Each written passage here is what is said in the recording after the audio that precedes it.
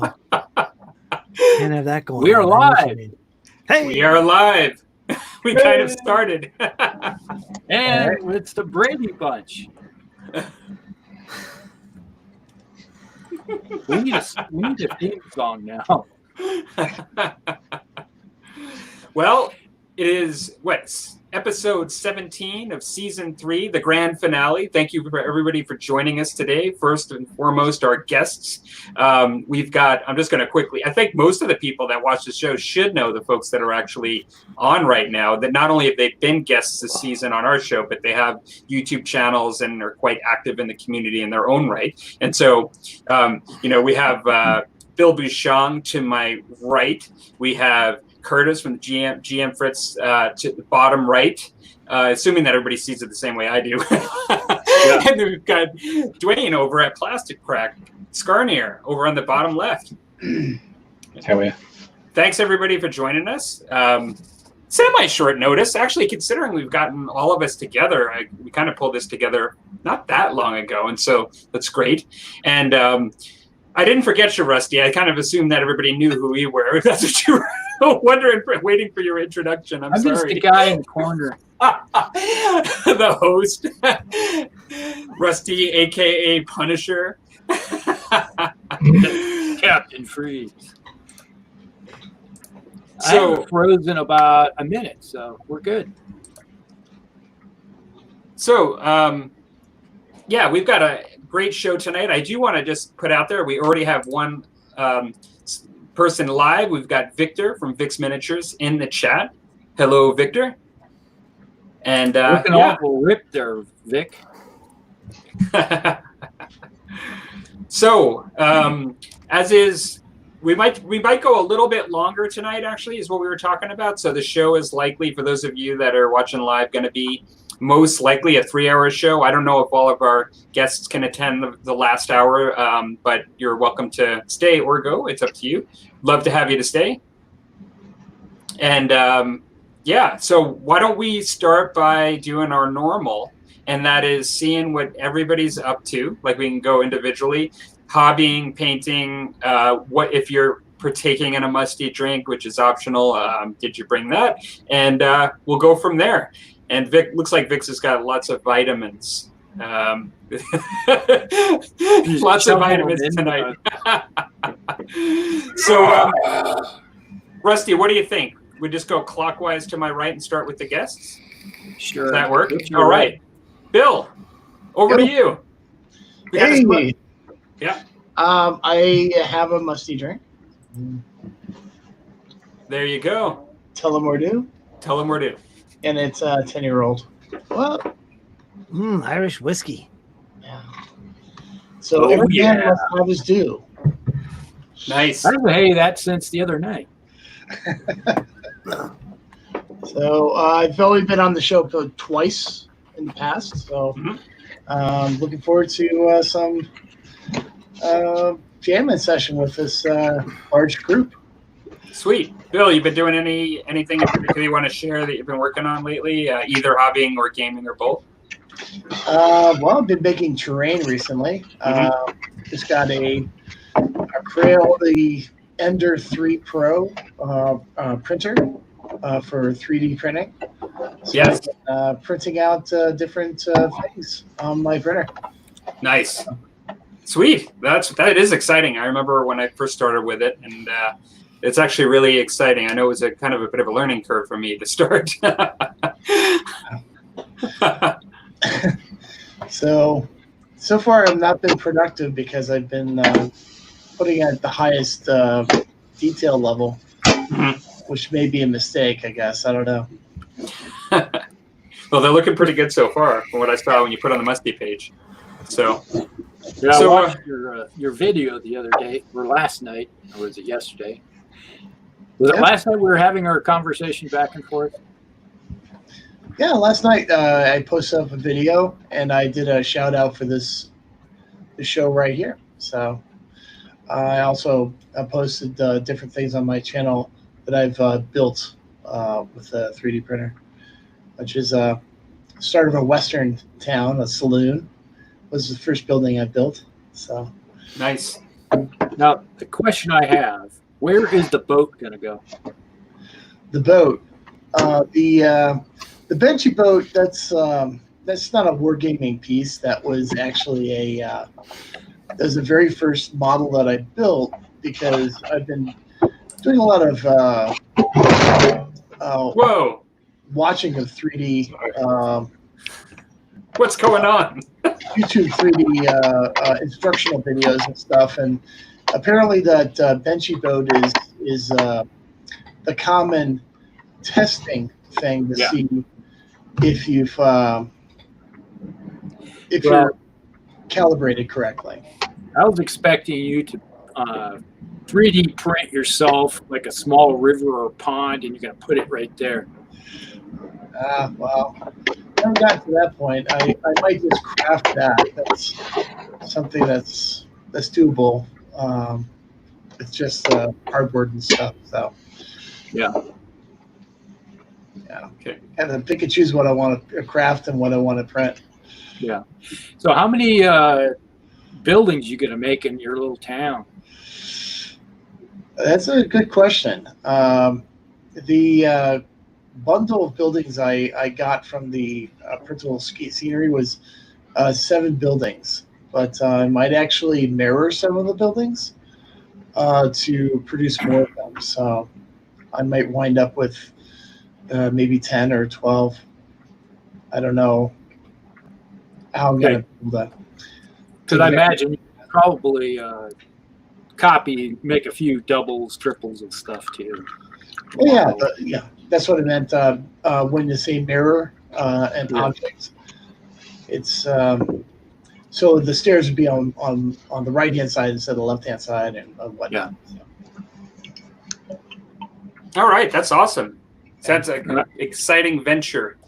So, Curtis, how about yourself? You're the next contestant. What's going on? What have you been up to? Let me unmute. Well, I just got out of a paint along, which is what I do 4 days a week, sometimes 5 days a week. Get things painted with folks here online. I just got done with one. Not as productive as I wanted to. Struggled with some shakos for my officers. But yeah, that's for a separate show. I have been playing from GNT Games, Death Valley Battles of the Shenandoah 1862. This is the battles book, in other words, the scenario book for a lot of different battles. And I'm currently fighting Cross Keys, which is a nice, small, interesting battle. I've been playing that for a couple of weeks now. When I have time, I play a turn or so, you know. And I'm making videos for that, so you guys can stay tuned. Here's some of the painting I've done. Just got done working on these. I don't know if you can see that. Yeah. Oh, yeah. Not very well Cool. because it's dark, but So, what scale? 10 mil. 10 mil. Magister Militum. I French- thought they were a little smaller than your normal 15s I often see you do. Yeah, they're beautiful figures. Lots of detail on them. I'm enjoying painting them. It's the thing is, when you get a figure, even if it's smaller, like 10 mil, if there's a lot of detail on it, it takes almost as long as a 15. It's not a fast process when there's a lot of detail like this, but the end result is very satisfying. You know, it looks really good for a 10 mil figure. So these guys are taking a little bit longer, but it's worth it, and I'm enjoying the process. So yeah, I'm doing a lot of that. For the most part, that's what I've been up to. Playing a little board game and doing lots busy. of painting. Nope, yeah. Have you put any videos up on the board game yet? I haven't seen any. And I still have a couple more episodes for SPQR, the Battle of Tifernum. Okay. I'm editing those. I got to put them up if I have time. There's a couple more of those, and my battle vlog is behind by about a week. I'm going to post a video on that soon, but I haven't posted anything yet. Okay. So, just a little bit behind. I was expecting to see something sooner or later, and I just was wondering because I haven't seen anything. Rusty, you're sounding a little bit like a kind of demanding subscriber here. Isn't he that? I was like, what's the pressure? Oh, and my drink for the night is coffee with cream. I also got some Sprite, and I got a big jug of water, so I'm all set for 3 hours. That's right. You're ready. That's right. Okay. So, yeah, I was going to say is that the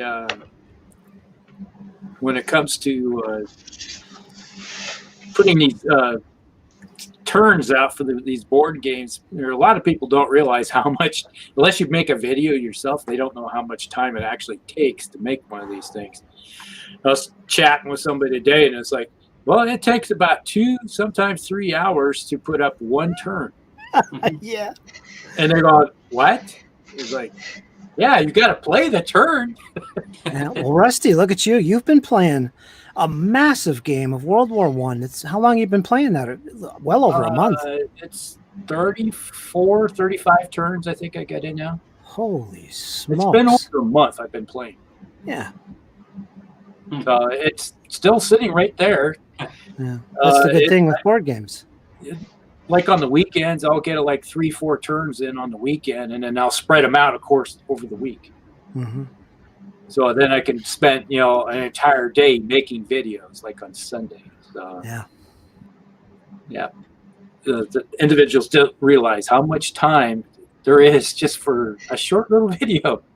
But yeah. So Skarnir, what's going on in the WA? Grand, apart from making unnecessary noises while other people are talking. Sorry about that. I was trying to get.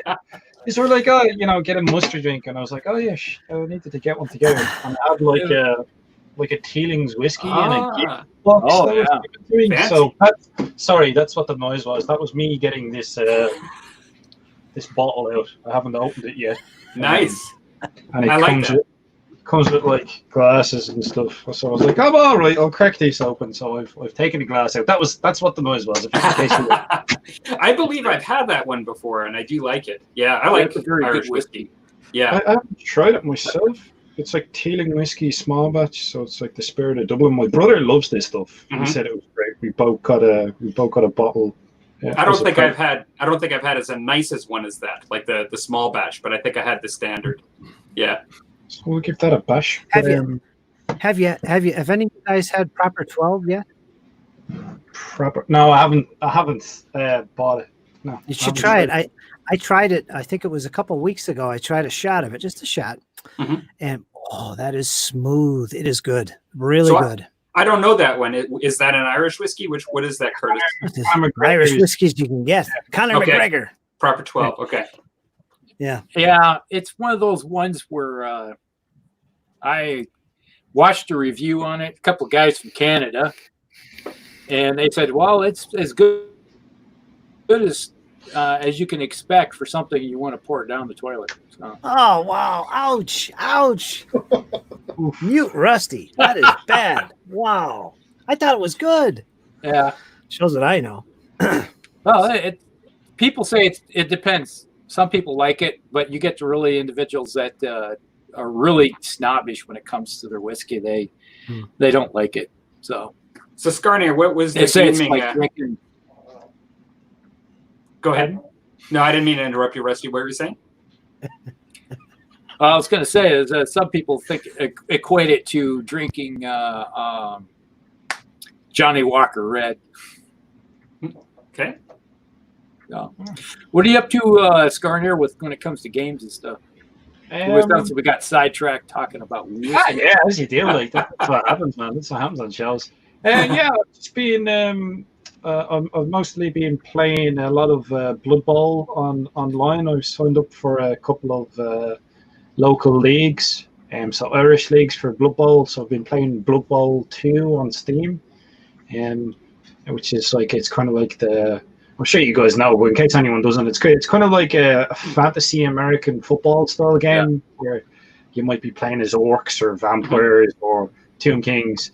It's that type of thing. So it's like a board game version of that. So I've been trying that out, and I bought the physical board game, and then I've just been like assembling orcs. So I've been buying like artillery for Warhammer 40,000 and orcs and aircraft, and that's what I've been doing there. Is just building stuff.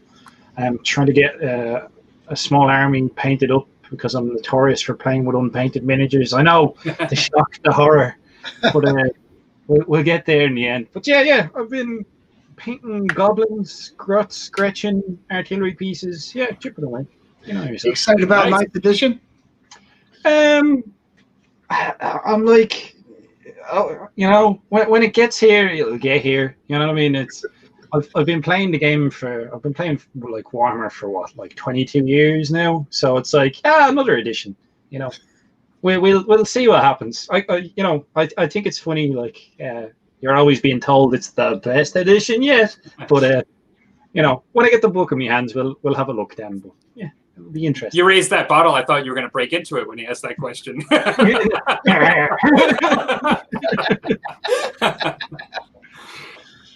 So, Rusty, how about yourself?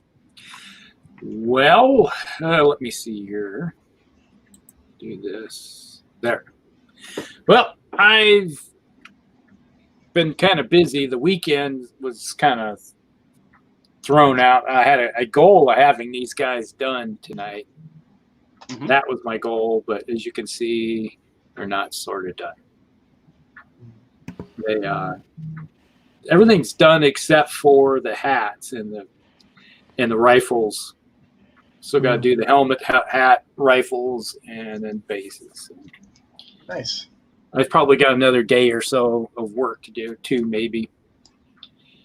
A buddy of mine, he said, I'm moving. I was like, could you help me? And it's like, sure. It's like, I know he's been talking about moving for the last 2 months. And I get over to his house, and he has not even started packing yet. He has to be out this last weekend. I'm like, what are you doing? So it was like, spent the weekend just like rushing truckload after truckload of stuff to move into his new place. So it's like, okay, moving on. Nice. But that kind of put a monkey wrench into my plans. So that it all has to do with the nice weather coming out, right? Like, yeah, I hear you. I'm about to talk about that later. It was only like 90, 92 today, so it wasn't too bad. If you're a lizard. And here's my drink of the day. We got Glenmorangie. Nice. Little 10-year-old Scotch. And I wasn't thinking, and I'm ready for the rest of the evening. Oh, there you go. I wasn't even thinking. I was like, was paying attention to you talk about the other whiskey, and I was like pouring, and I was like, whoa, okay, I almost filled that sucker up too. That's not iced tea.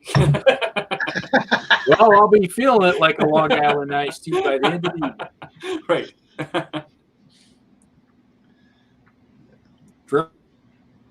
Very tasty, though. It's one of those ones I enjoy having around.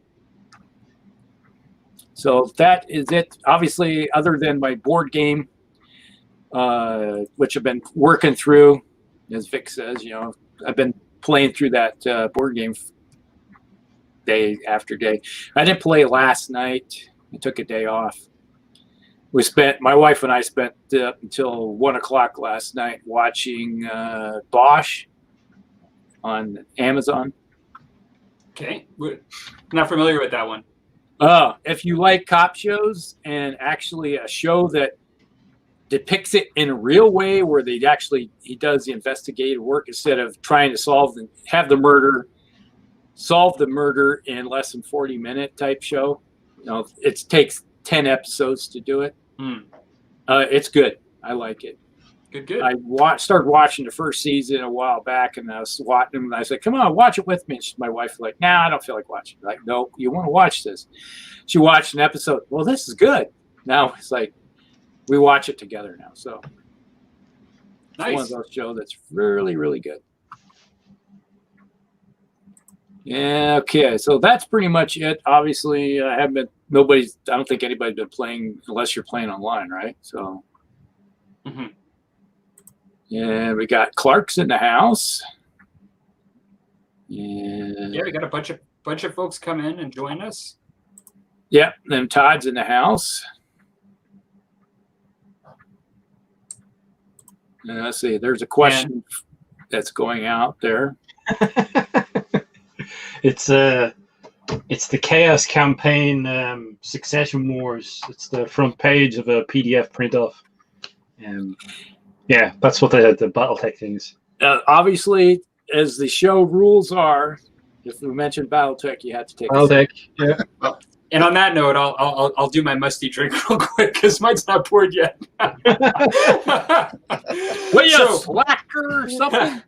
So 20 minutes into the show and you haven't even poured your drink This is yet. right, What's right. going on around here? Grab So the I've got- bottle, Palmer. Grab I've the got- bottle. 2 this evening, 2 musty drinks, just because I knew this was a long one. Oh, he's a two-fisted drinker tonight. That's right. That's right. So I've got from Good Mood Brewery in Calgary. I've got a porter. Never had it before, but I do like this microbrewery out of Calgary here. And then I thought, since I'm drinking porter, maybe I'll have some port. And I'll kind of move from Scotch tonight and sip on some port after the porter, and there we go. And so, yeah, that's my musty drink for the evening. And I don't really have a ton to report as far as painting and gaming. Part of it is that with all this nice weather, I've had a bit of a honey-do list and some stuff outdoors that I've been doing, just yard stuff and things, and that's really taken me out and between work and that, it's kind of impeded me a little bit in finishing my last part of my Old Hammer project. But I'm working on the gobos, like basically the grots, the old Rogue Trader style or older space grots, and so they'll be coming up next. I'm putting base paint on them, and then I have been, for those of you that you may not remember it, but there's a miniature game called Anural World of Twilight, and I think it's been a year to a year and a half or more that I did my first little faction to do a scenario, and then a lot of other stuff got in the way, and now I'm actually I'm gonna do after this the second faction. That's my dark porter there, and I'm going to work on some terrain for that. It's a kind of a weird sort of fantasy game. And and while I'm actually doing some sharp practice stuff with my French Indian War stuff, I'm going to be painting some of the honor roll stuff. So that's kind of what's coming up for me. And so, yeah, kind of excited about that. Cheers, everybody. BattleTech.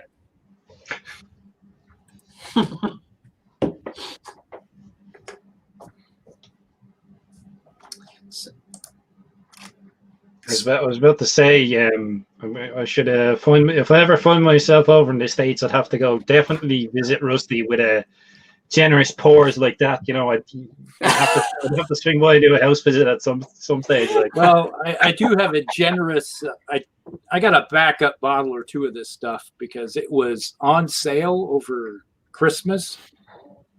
You could get a gift pack of this stuff with 3 other bottles, small sampler bottles, along with it for $30. Oh. And my wife seen me. I had a whole bunch in my in the shopping cart, and I was like, she's like, "What are you doing with those gifts? Who are you giving those to?"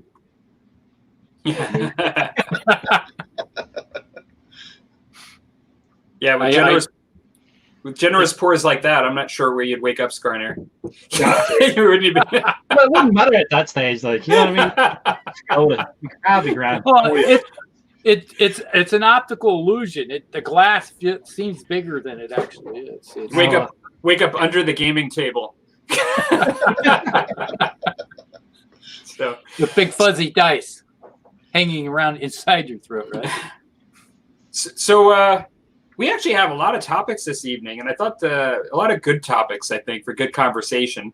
The first topic of the evening, I'm going to let Rusty introduce it. You kind of came up with it, and so I'm just going to, why don't you actually say what it is? Okay, the first topic of the night is inspiring movies, and those movies that inspire you that you would want to make into a miniature game, or possibly already been made into a miniature game, or how would you like, something of that nature? Well, given the large group we have here and the audience, and I'm expecting a lot of discussion. What do you guys think about everybody just kind of giving one at a time, and then we'll just keep going around a couple of times? Yeah. Does that work? Okay. Yeah. Just because I think, given the amount of discussion it could generate, that might be the easiest way to do it. And so we can that way we'll get a handful of 15 at least or more movies from our group, and then we'll also get some discussion from the audience as well, which would be great. Why don't we go counterclockwise from our guest from Rusty this time, and we'll start with Mr. Skarnir. I was like, oh, it's grand. I have plenty of time to think about it. Switched it up on you. Do you guys want to play with a pass where you can do a pass now? Wow. Like as soon as you said it, I just thought like the old war films, like Tora. Maybe I'd want to do like the sort of attack on Pearl Harbor. That's sort of from that scenario through. But yeah, that's the problem I have is I don't play many historical war games. Like most of the games I play, it's all like science fiction style stuff. I think like I was only like doing food in the kitchen about a few hours ago, and I was thinking to myself, I was like, maybe like I'm a historical war gamer, but I was just born like 20 years too late. I was like, yeah, well, I think so. Maybe. You know what I mean? So yeah, I reckon like doing a scenario for something like that. Yeah, because I find myself looking at older, even for 40k. I recently joined like the second edition. There's like a Facebook group for second edition, and then Palmer, you're doing those old school orcs and stuff, and I'm digging that, and I'm like, oh, I'll have some of them buried away in the shed. I could dig them up and I could paint them like crazy red colors. Yeah, I could do something like that. Like, the usual. You've got like 3 or 4 projects already, but yeah, I think if I was to do something from a film, it would be probably like Tora. And you kind of alluded to something that when I was thinking about this, I was thinking if you think about it from the perspective of given no restrictions on needing new terrain, or like the difference between whether I could do it right now or whether in an ideal world it could be done, and like that would be what I would want to do, are almost like 2 different answers. And so like I think your answers are fair, because when I was thinking about this, I was like, oh well, I might want to do that, but then that would mean I would need to build a table for it, and then that would mean like it would take me 2 years to build that kind of table. And like, so I suppose people answer however they want, whether it be like, this is the way, from your means, or even from ideal, like didn't matter, what it took to make it happen. But yeah. I got a question is, what about Tor that you think that would inspires you, that you think that would make a good game out of?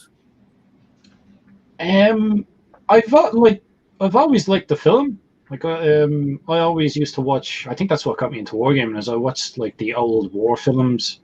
Well, yeah, in my context, the old war films. When I was a kid, and I'd come back from school, I'd stay in my grandparents until my folks picked me up, and that's what we used to do. We used to watch like all the films, sort of, Tor, Von Ryan's Express, A Bridge Too Far, the Battle of Britain. You know what I mean? And there's loads of them. So yeah, I don't know. It's just as soon as you said it, that was the film that popped into my head straight away. I was like, oh, this one. Okay, that's the answer then. Yeah, for sure. Pretty much, yeah. Good. So how about you, Curtis? What are you thinking? I was thinking, and it seems like all the shows I've ever seen have been made into games already. It's like Alien, that's a game, that's a role-playing game, and BattleTech. I don't think BattleTech. Well, BattleTech is a game. BattleTech movie yet? Yeah, that's what I was thinking. What if it was the reverse? A game that would make a great motion picture. Like something in 40K would be awesome if it was done right. That I could see is actually a good the reversal. What game would make a great movie? And BattleTech, because they got Pacific Rim, right?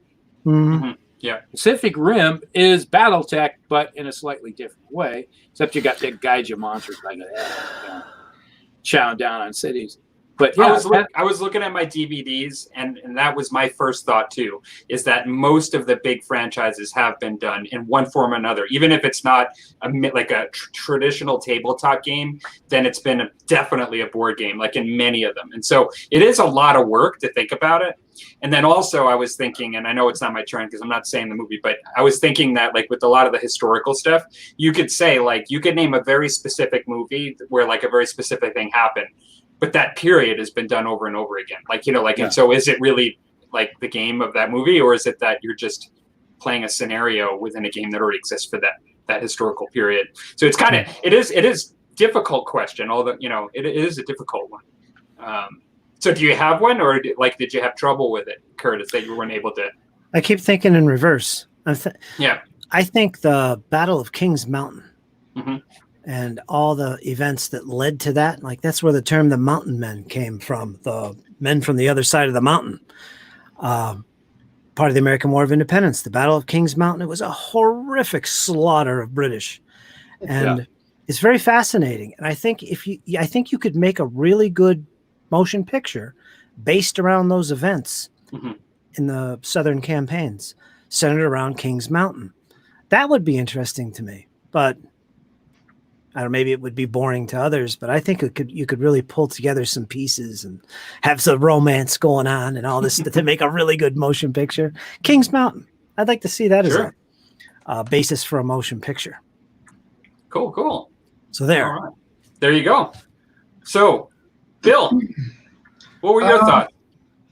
When I was a kid, one of my favorite movies was it's called Secret of Nim. And that influenced my Warhammer Fantasy Battles army. And I'm sure you know which army I'm talking about. What's the movie? See, I know the name of that movie. I recognize it, but I actually am not placing it. Secret of Nim. Yeah. No, I recognize the name, and it seems as if I've seen it before, but I'm having trouble remembering it. Yeah. Is it N-I-M? Yes. And it's an animated movie. Believe it or not, it's not Disney. But the concept is rodents that actually became intelligent. And then they become medieval and start fighting each other with swords and stuff. So I'm seeing it here now. Yeah. So that was a big influence on when I used to have a Skaven army in Warhammer Fantasy Battles. I'm surprised you haven't jumped all over burrows and badgers. It's like very similar, right? Like the anthropomorphized animals. Oh, yeah. Yeah. I think Burrows and Badgers is based on what Dan is talking about. Oh yeah, he just said the same thing. Yeah, right over here. Yep. Yeah, no, it's like that whole the animated animals like being kind of like in the medieval. Yeah, I could see how that would be. Maybe they even influenced it, like the movie. It influenced it somehow. Yeah. So that was a big influence on me in my early wargaming, and based off of something I saw when I was a kid. Yeah. And I'm dating myself by I gotta say the Secret of Nim. It sounds familiar, but I don't think I've ever seen it. It kind of reminds me of Disney a bit when I look at it. It reminds me of some of the animation. Yeah, it's right up there with the skill level of Disney. And, watching it, you'd think it was a Disney movie, but it's not. Wonder where it's at. If it's something you can just watch, it's on one of the streaming services. It's possible. Yeah. I'll say that we'll go into before we move on to others. We got obviously, that would be nice. Yeah, that right there will get through. GM's alcove, he's putting his second one up on the screen. It wasn't even his turn yet. Oh yeah, what is going on here? That's what you call one that. That's an honorable. That's low. No, I'm just kidding. It's a good one. You are though. welcome. It's a very good one, though. Actually, I love those books and role played all that many times, and I could see that. That we're moving. It's that we actually have the games, and we think those would make great movies. War of the Lance. I really liked it when I was a kid, but I saw an animated version of it recently, and it reminded me that there are certain things in that series like Gully Dwarfs and Kenders that kind of turned me away from that genre. I liked it. I liked it. Whimsical. I reread them with my daughter years after I'd read them myself. I loved reading them a second time, even as an adult. Granted, it's nothing to do with the animated like you're talking about. Just rereading them, I really liked them. I think the miniatures alone, like some good miniatures, from that would be very cool, But yeah, interesting. There were some comments. It looks like Sean Bulger says that Nim was actually done by Don Bluth, who was a Disney animator. So that kind of explains maybe why quality, like there's some quality parallels there. Yeah. Having some of the same people work on it. So I suppose going counterclockwise this time, it is my turn. Now I've got I grabbed a few DVDs here just as visual cues for me to think about with this. And the thing I had trouble with too is all the ones that came to mind was, like Curtis said, Alien, Star Wars, Marvel, like all these things have been put on the screen and have also many, most of them been made into games. And so, but one movie, I think this would be extremely hard to make into a game because of the amount of miniatures you would have to have, like the amount of diversity. But Time Bandits, they make a set of miniatures already. A smaller casting company, sculpting group, make some miniatures of the cast of this already. But if you had a game where you rolled and the scenario was you ended up in any time in history, it was random, but then you had to actually for that scenario have miniatures for it, and then let's say you had to get something and then escape, and and then there was these interdimensional beings that were chasing you throughout it, that wouldn't that be fun? I mean, I think that'd be a lot of fun. You could end up in the French Indian War and World War II and during all these times. I think that would be really cool, and I love the movie. And so the fantastical element, you could have your giants, just like when they have the guy with the big ship on his head, you have the realm of dreams, I think it's called. And so it's got everything, Time Bandits, the ultimate in the movie Time Bandits, they were going for the ultimate prize. It would be the ultimate miniature game. You could go anywhere and do anything. Rusty, I see. What do you got there? You already wrote a game based on Time Bandits? Is that your game? This is mine. Is inspired by Time Bandits. Okay, I want a game for Time Bandits. Rusty's like, I've made one for you. Here it is. All right. The whole premise of my game was that I had watched Time Bandits because that was during high school, right? And that's basically when I first started writing those rules. Was that, it would be really cool is have different armies fight different types of armies. So my rules are, it's you could have guys from American Revolution fighting elves, orcs, that type. So you got guys with muskets and bayonets and all that charging into battle against a horde of orcs or something like that, or Romans for that matter. You could have Romans fighting. It's you have everybody just come glom together, because the whole premise of my game was that there was a rift in time and space, and you'd have entire armies or groups of civilizations just get sucked into this realm. So, and if you would like to have this game for the Musty Wargamers, it's available after the show for $19.99. I just have to print a few. We kind of did that smoothly. This topic has worked out really well. I think Dan says that Shadows of Brimstone is similar to Time Bandits, which I'm not familiar with. I was just trying to think how you get over that you'd need so many different genres of miniatures. Maybe if you sold the game and it was sold a bundle of STLs, because I think we're in the era where you could get away with that now. Resin 3D printers, maybe you'll roll up your encounter for next week. The guy running the game goes, all right, goes off, prints, and comes back and goes, hey, there we go. There's medieval R2s. Yeah. I think it would be extremely hard, and that's kind of what I meant by is you have to have terrain and all this stuff. But if you think about it, if you did it more as skirmish style game, then even if you only had, let's say, 10 miniatures that were adversaries for each period, it was a scenario, it's not unfeasible for somebody in miniature gaming to have 100 miniatures. You could have 10 periods, with 10 miniatures each, right? And they'd be skirmish style, and it would be something like that. But like you said, you could have STL packs where they release 3D terrain. Yeah, like, and that would be pretty cool too. I just, to be honest, it was more focusing on the movie. I did think this would be like astronomical to do, you know, is what I was thinking when I pulled this out, but I thought it would be so cool though. You think about it, depending on the scale. Let's say you play in 25, 28 scale. Raise your hand if you have World War II, you have fantasy, you have sci-fi miniatures, historicals, you know, like American War of Independence, French and Indian War, Dark Ages. You know, everybody has, to some extent, has all those. Even medieval Japan. You know, Bill has a whole bunch of stuff, right? So someone like Bill has all this kind of stuff. He could just grab it, say, "Oh, I'll grab it, throw it together," and he could have many different factions on the table all at once. Think about this for the commercial.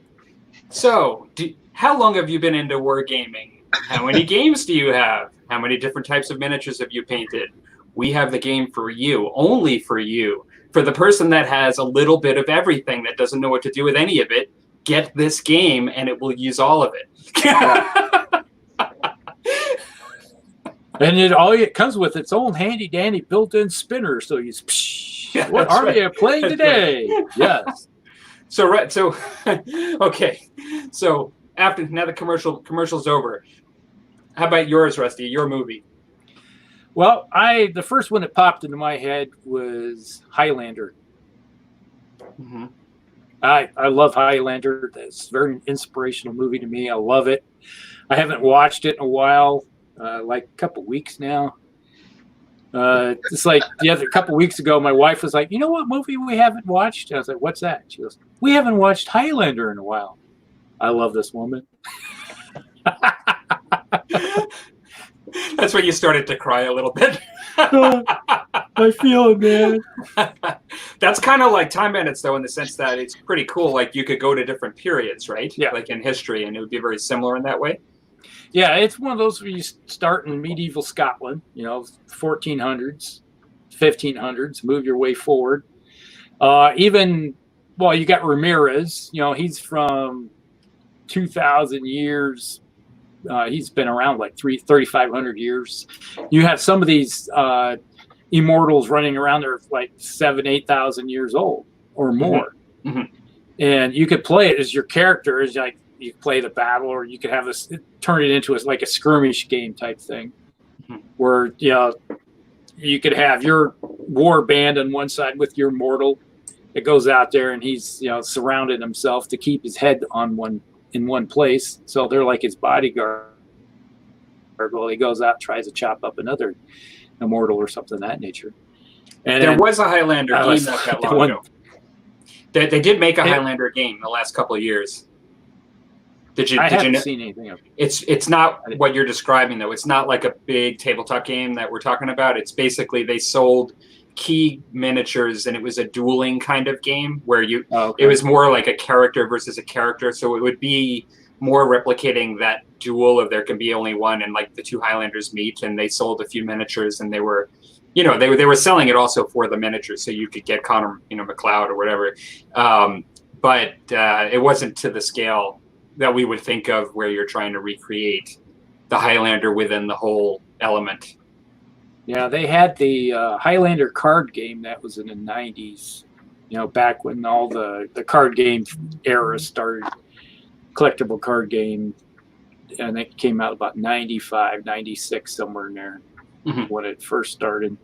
Played that one for a while. But, it was like, it wasn't a miniature game,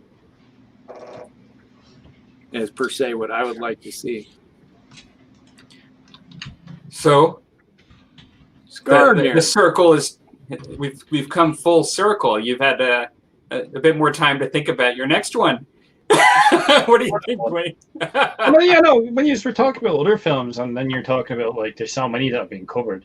Yeah. Like, yeah, there is. Like, there's been Aliens, or even I was thinking like Starship Troopers, but there was literally a Starship Troopers war game done. Yeah. It sort of died on its ass, but I was thinking like Starship Troopers. That's sort of something along that lines. I've never read the books, but I love the film. The film, as in like the only one, the first one. After that, it's one of those. What was it? One of my friends was talking to me about. He's a bit of a film buff, and they were talking about Police Academy. And he said something like Police Academy 7. I'm like, hold on, 7? What? I didn't realize they made one. It's like those 2. Fast and Furious movies. Yeah. It's like franchises that just don't stop. They just keep ticking on in the background or out in the periphery, or I don't know what's going on. Like, you know what I mean? You could get a whole bunch of Imperial Guard and Tyranids and call it Starship Troopers, right? That's pretty much what it is. Like, yeah. How many people here actually seen the cartoon, the Starship Troopers cartoon? I mean, the cartoon is better than the movies. Mm. It actually is more. The Force, I don't know. I'd have to disagree with you there. I'm sorry. The Force film's pretty good. Well, I don't. After the second movie, it's like so. There's only one Starship Trooper movie. Then there's those. It's like all the Highlander movies. There's one Highlander movie, and then there was like something that came after. Mistake. Because I look at the cartoon series, they had like one season of it. It actually was more in line with the book than there was the actual first movie. But From Highlander? no, Starship Troopers. Starship. I was going to say, I didn't realize Highlander was a book. It probably was. I didn't know that it was, though. So yeah, Starship Troopers, but they made a game of it. There you go. Yeah. I used to have the game. I had all the miniatures. I had a large collection of them until I sold them off just last fall. So Remember Curtis, what's the next movie that you think they should have made a game? Puff the Magic Dragon.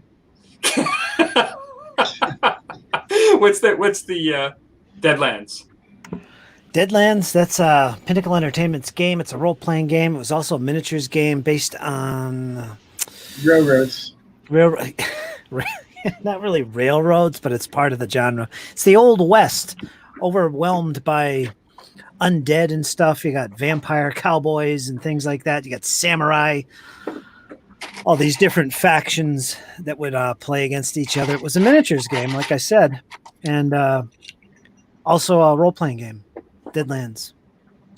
That's what Deadlands is. I think I got there's a Deadlands RPG. Is that right? Mm-hmm. Yeah. Okay. And I have that someplace in one of my collections somewhere. oh, it's a great game. Yeah. It used to be by Pinnacle, but now it's by what's the name of that system? It's a generic system that they The D20. Yeah, not D20. It's I know what you mean though. Savage Worlds, I think. That's it. Yeah. They still have the original version, which is called Classic. It's its own rules system, but now the company's upgraded to everything. All their genres, all their game worlds are based on their system, which is called Savage Worlds, and that's their role-playing game system.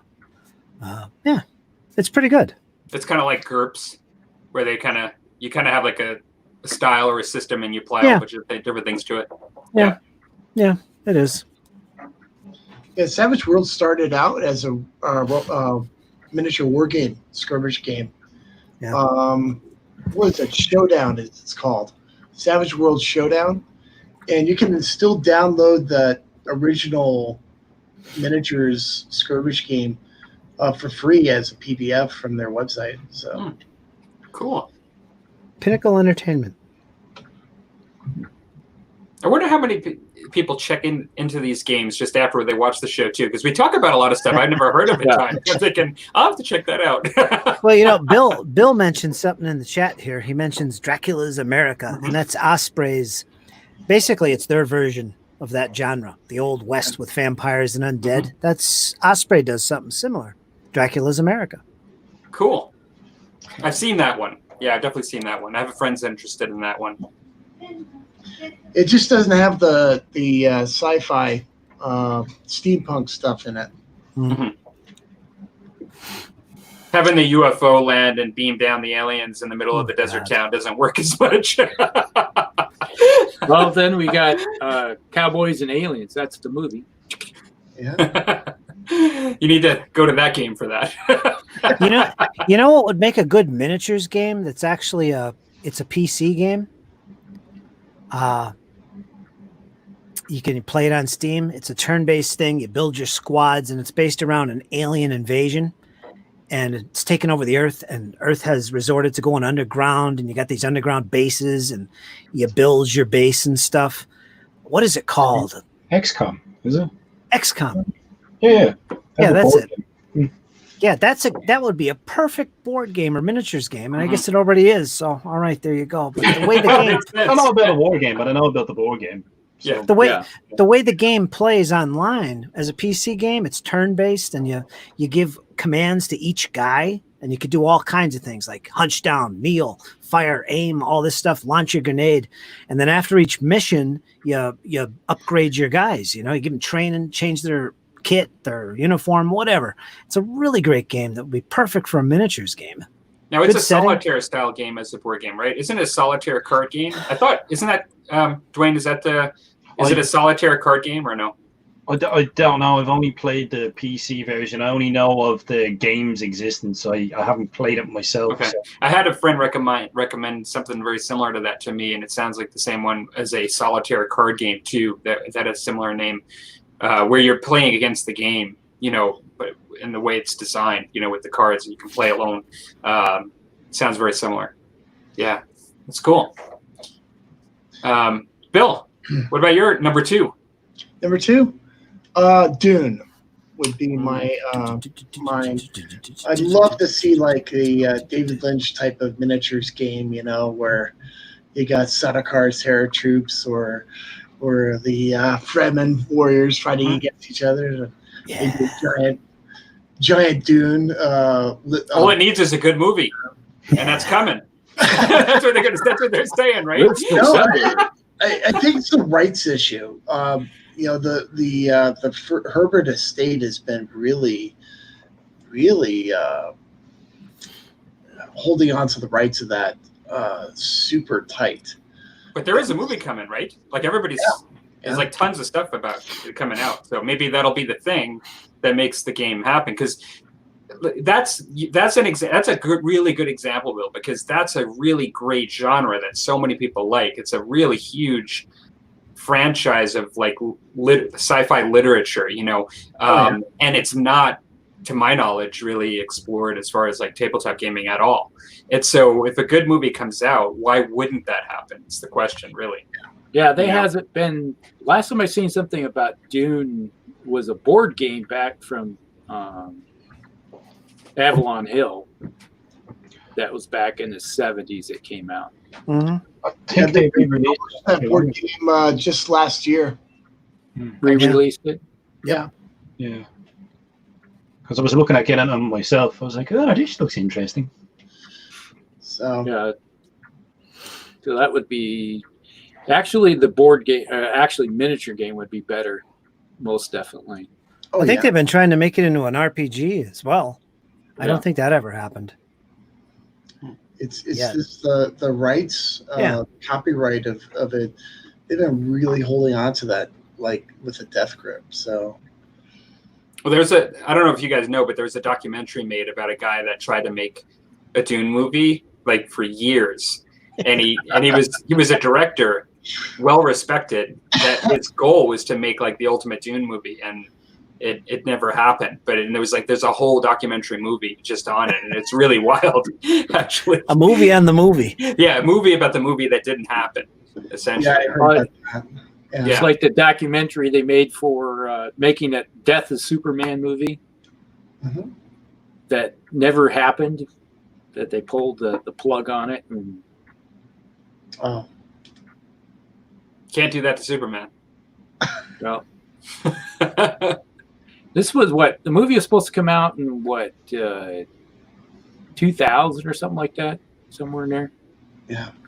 They started filming it. They had all the costumes and everything, and then suddenly the studio said, "No, we're not doing it anymore." They just pulled it. Well, and a very famous actor was supposed to be Superman.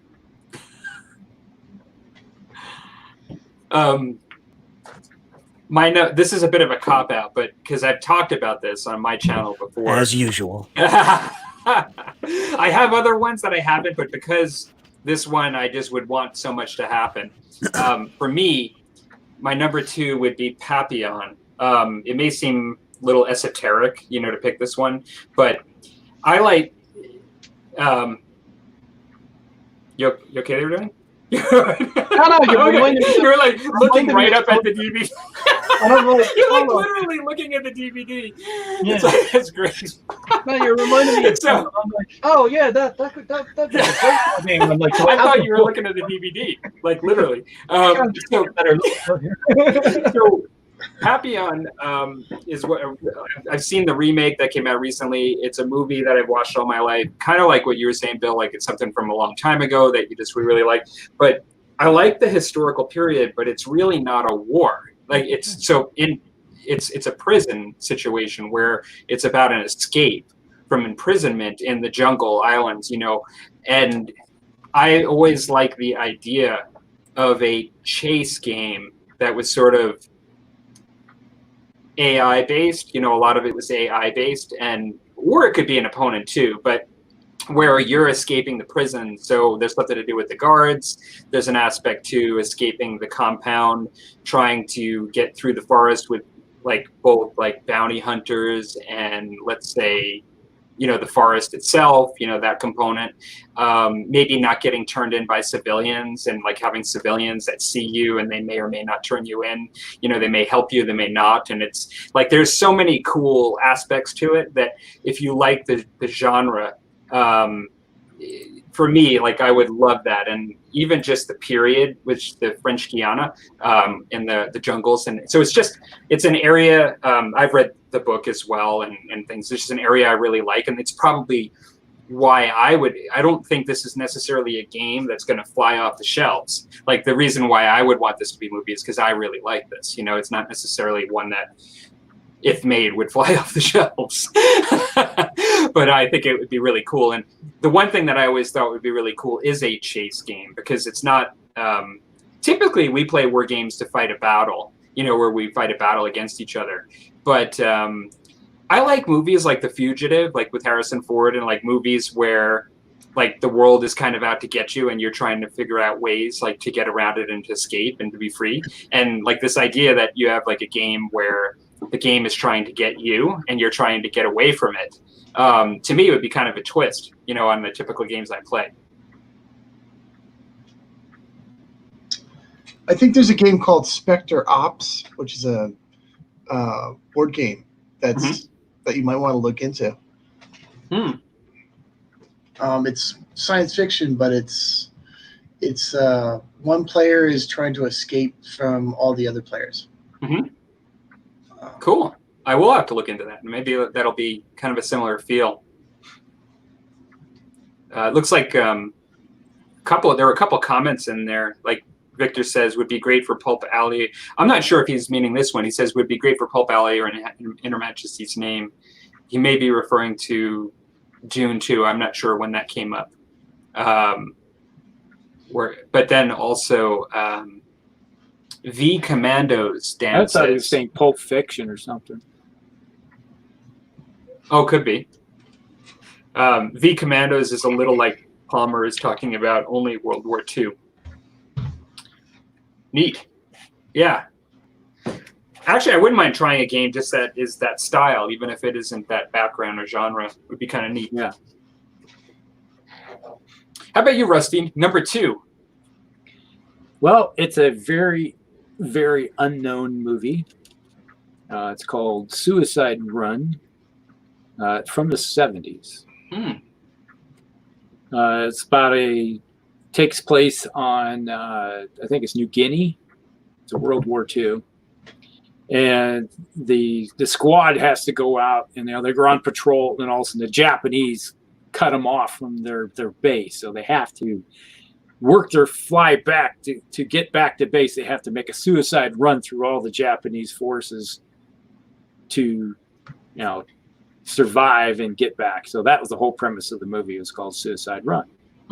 And to me, it was all inspiring because my brothers and I actually started calling a game that we played back in the day as kids called suicide runs, and it involved BB guns and stuff like that. And where you Shoot your eye out. well, yeah, well, we had the goggles, but it was one of those things where we would sit there at a long distance. One of us would hide, and then the rest of the brothers would sit there and fan out. And your job, we had a fence post right next to the barn, and your job was to tag the fence post. But you had to go from the 360-acre farm someplace. Uh-oh. You still traumatized to this day about it, look. Oh boy.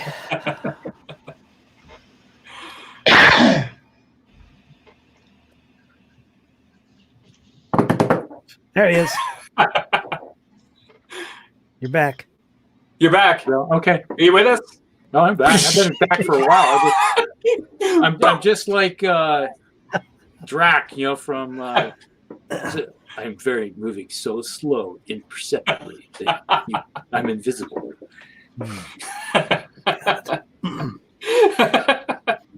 Suicide Run, number Yes, 2.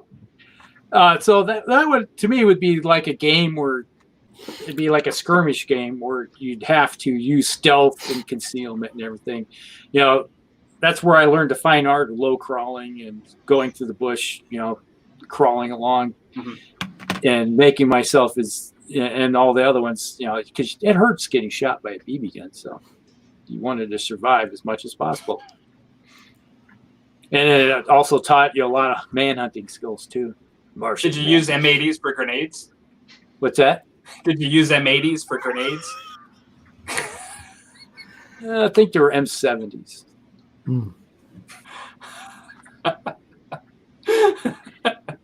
So, what do you guys think? Are you guys good for another round, or do you want to move on to the next topic? We have 5 people, show of hands. Sure. So, everybody that wants to move on to another one, and you guys want to do another one? Or do you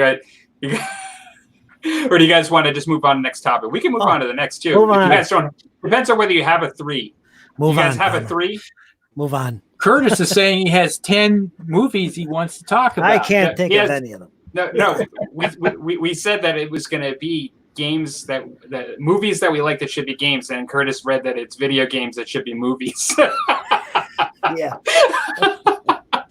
So, why don't we? I'm good to go on to the next one. You had some interesting ones. What do you guys think? Sure, yeah. Yeah. All right. So, meaning we'll go on to the next topic. What do you think, Rusty? Oh, sure. I'm gonna let you. It's all on you. You're the host tonight. What do you think? Oh, we could call an audible or sometime in the future here and go back to movies.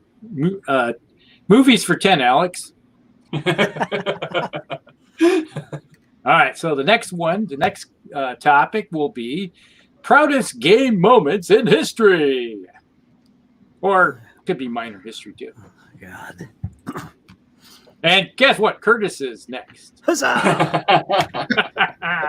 What was it again? Proudest game moments? Yeah.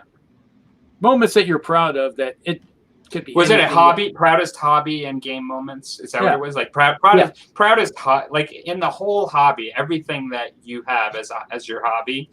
Were there any times when you felt really great at particular moments, regardless of how good you were at something, or whether it be a great game or a particular miniature, like maybe a certain stepping stone within your painting, something like that?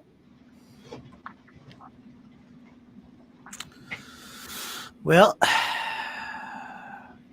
my greatest, proudest moment was in a battle of Necromunda. And I lost every battle. My guys were getting captured and sold off by bounty hunters. I just did horrible with that gang. But it was my first gang. They were painted up beautifully. Beautiful color scheme. They looked great, but they lost every battle. And there was one battle where my leader got captured. And he was going to be sold off. He was captured by a bounty hunter. And they were going to sell him off to the slavers. One of the options in the campaign was to try and rescue him. And guess what I chose? I chose to rescue him. And my proudest moment in the hobby was sneaking my juves and my heavies into this secret gang area, going up this tall spire where my leader was, and actually recapturing him, pushing the opposing leader off the ledge. So he fell 3 levels and died.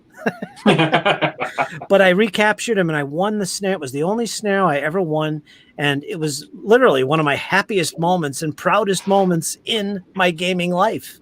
There was that. That was really fun and memorable for me. That's one. Good. That's a great one. Yeah. I'll have to think a little bit. Mm-hmm. So Rusty, who's next? Well, that would be Bill. All right. All right, so my proudest moment, was actually building a wargaming community. Over time, I had built up a community here in Tucson for playing Flames of War. This was about 10 years ago, by the way. And I had built up about 40, 50 people playing Flames of War. And then about 20 people were active and going to the game store weekly. And my proudest moment was when they had the infantry campaign that they released. And I wanted to actually set up a campaign. And when 30 people showed up to play a campaign, and they all were engaged for the entire 5 weeks, without attrition, that was my proudest moment. I just couldn't believe it. I've never had a wargaming campaign where everyone showed up for every session. I've never experienced that before, and that was my proudest moment, that I actually organized that, and everyone was enthusiastic about showing up. I think it was out of the casino book, so it was pretty cool, actually. That is cool. I mean, and that's funny. I mean, it's interesting that you bring that up, because that's a whole other aspect of the hobby, is engagement with people, communities, and I think from people I've talked to, I mean, most people's experiences are that it is a struggle at times with gaming groups to get participation, to get people to show up, and to have continuity within games and, gaming groups. And so, yeah, like having that many people show up all the time, I could see that being totally something you'd be proud of. Yeah, that's cool. I say it's like building a community is like herding cats. Oh yeah, definitely. It was out of control, but yeah, I got to a point where I'm like, okay, let's do this campaign. Let's see what we can do here, guys. And they were all enthusiastic about jumping on board. Mm-hmm. And I was floored. Yeah. Awesome. All right, Rusty. You're directing on this, because we're all over the place. We're not doing the clockwise thing. It's just we're doing the scatter. So who's next? I was like, this. You would be Which way next, are you going? Me? Yeah. Is that okay? So I went different direction on this. I kind of thought of a couple things, but for me, the first thing I thought of was just, I remember when I was learning how to paint again. After not painting. Not really even knowing how to paint, because when I first started gaming, I didn't really know how to paint a lot of techniques and things. It was mainly just base paint. And I remember when I was trying to do more of a system of painting and learning with Eldar and Warhammer 40K, I got to the point where I did some fire dragons, and I'd done like some guardians and some different models before that, Dire Avengers, and I was struggling. I was doing dipping, I was inking, I was doing all this stuff to try to create cool effects, but they were coming out so. They're all still on YouTube. You can see them like in the beginning of my channel. I remember I got to doing the fire dragons, and I was like, I'm going to do something different with these guys. And I started out really dark green, and then I started doing lots of highlights up to like neon green, like on the edges. And I remember I got some effects and a look that I was just really proud of for the first time. Like, it was the first miniatures that I got to the point where I was like, I'm impressed with this. Like, I'm impressed with what I've done here. You know, I like this. And to me, that was just, it doesn't matter to some degree that related to things I've done after it as to how they look. It's just at that moment, I remember really being excited, you know, and just enjoying what I did there. And so for me, that was like a proud hobby moment. It was where I was on a plateau in my painting and I just did something I never did before. And I was just really happy about it. So, and I didn't bring it out of my boxes. I should have brought it out to show on the show here. But that's kind of, I still have it to this day. And to be honest, it's not just the fire dragons themselves, in particular the Exarch, the leader. He's probably the number one of them that I really like the most, is how I did the leader on them. And so, yeah. And so it's one of those miniatures I would really never sell, like for that reason. I don't know if you guys have a miniature that you just never sell, you know, but I just have that's one miniature that, because I like the way I painted, never sell it, ever. Yeah. Never sell it. Miniature. Yeah. It What's, was an element of things to come. I base painted it. I didn't even finish painting it. Like. but it represents something. Oh yeah, it's like it's from the very first box of miniatures I ever bought. Yeah. So it's like, you know, Exactly. look back, memories, nostalgia, progress. That's right. That's right. So that's my one of my proud moments. Proud moments. Yeah. I'd say, on to me. My proud moment would be the first time my son ever beat me in an actual miniature game. The first time that he didn't beat you, or that he did? He did. He did. Oh, the first time that he did. And he was, wait a second. Well, Prodigy here. yeah. Bisha! All right, kick Dad's butt. Yeah, that's pretty much how it went. It was like we were playing a Star Wars. We're using Star Wars miniatures. We were playing one of my games that I designed, my Stellar Combats, and or Conflict 3000. And we're playing. He studied the rules and everything. He's like trying to figure out. We played, and we were using Star Wars miniatures. And finally, he was like, started getting some really good die rolls. Like, yeah, this is looking pretty good. He's doing pretty good here. And all of a sudden, next thing you know, he just started rolling. It's like the ball got going. He's rolling over top me, and I said, you know what? And he's like, what? You just won. It's like, because he got the objectives and everything that needed to be done. And I said, you won. He's like, no. I never beat you. He was like, no, you won. Like, wow, I beat Dad. I beat Dad in his own game.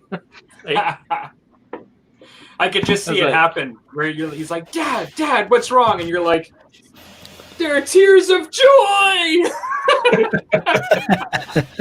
I have trained you well, my Padawan. You are now the master. That's awesome. No, so that was one of my happy moments in gaming. There's a bunch more, but that was the one that popped in my head immediately. So, Skarnir. Yeah, I think it's something.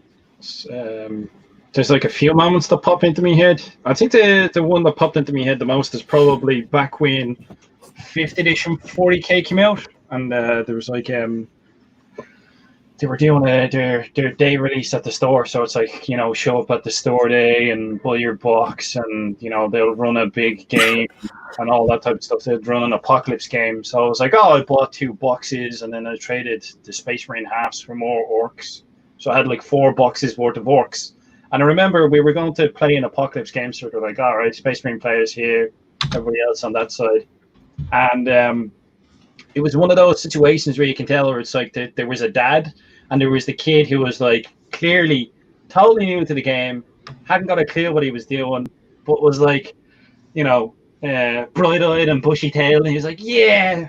And the dad was like, I haven't got a clue what's going on. And you know, they were beside me. And I was like, it's all right, don't worry, man. I'll show you how to play. And I was like, here, look, you can use some of my units. So like I gave him some extra orcs because he didn't have much himself. So I was like, here, you can use these and I'll show you, and I'll you know, I'll point him in the right direction. You know, and you're getting the sort of the nod of approval off of his dad of, yeah, good man. You know what I mean? It's like, I got this one, don't worry, bud. So yeah, it's stuff like that where you make you make a day for somebody else, and it doesn't take much effort. You know what I mean? But it's times like that where you'll be proud of being part of like the war game, and then like building something as well. You know what I mean? It's only a little thing, but for that kid especially, it'll be like he'll remember that day. You know what I mean? Because you'll remember moments like that yourself when someone was really cool to you. When you're getting into the hobby, it helps a lot. Yeah, moments like that. That's a great example, actually. It's very selfless. I feel very selfish now. Sorry. I know that about me, but You are a very selfish man. no, but that's really those moments are really, really awesome. Yeah. Because you can take the thing you like, and then when you make somebody else's day better, but it's actually while you were doing what you like doing, it's even better, right? Yep. Oh yeah, that's like the whole thing that Brian's talking about, like building a community. It's like that's like a colossal task. Like, and you'll talk to so many people in the hobby as well, and it's about like how much time and energy people have, and then how much energy someone is willing to invest to like grow the hobby. And there's not as many of those people, I think, because not everyone has the time or the energy or the enthusiasm or the dedication. Like, so it's when someone builds something for a community as a whole, it's like it's something that should be really praised, definitely. So fair play to you, bud. Yeah. All right, moving on to the next person. Around to go. Curtis.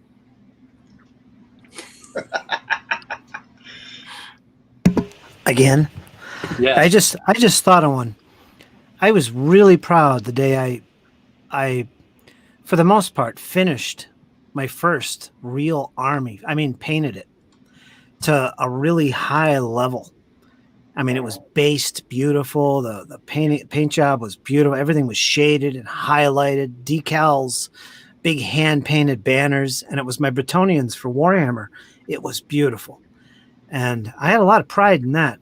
But that was an accomplishment. I mean, my first real full army. I remember before that, I think it was before that, I had a huge painted army of feudal English. It was huge, 800 points worth in DBM at the time. So it was like 2 armies. Wow.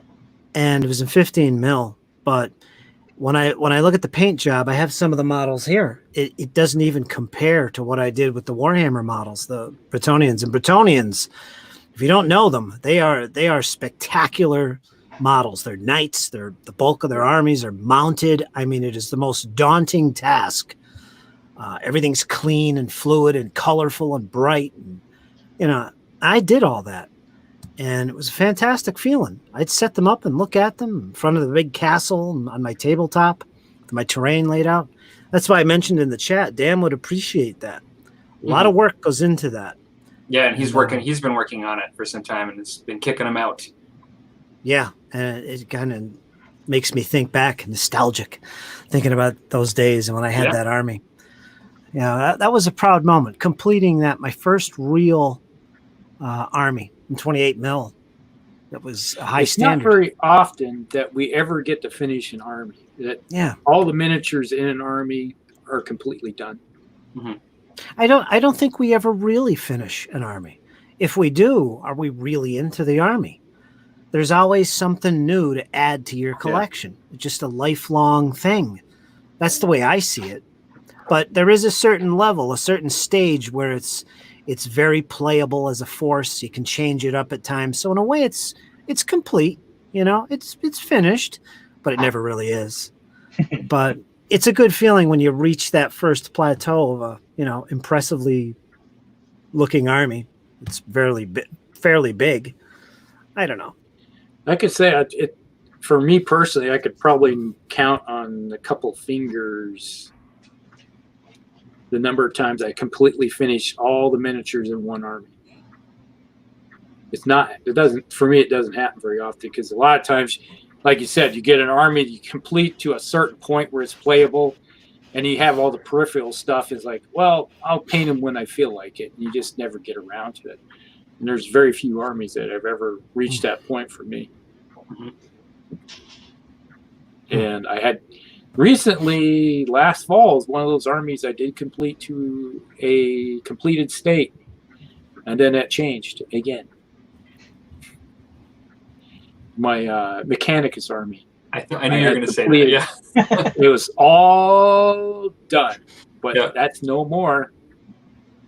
I haven't done a video yet on all this because I sent you, Palmer, a picture of what I picked Some of the up. flyers and stuff. Yeah, there's well, I haven't even picked those up yet. I do have some miniatures sitting behind me. That's behind Supergirl. But there's and the Star Wars guy, the Scout Trooper. But looking up her skirt or something, probably. Those damn Imperials. So I got in a trade a whole bunch of Mechanicus miniatures. So I had everything painted up until I got those in a trade. And it's like, well, I guess maybe this summer I'll get around to finish painting them. So the moment of accomplishment is dwindled.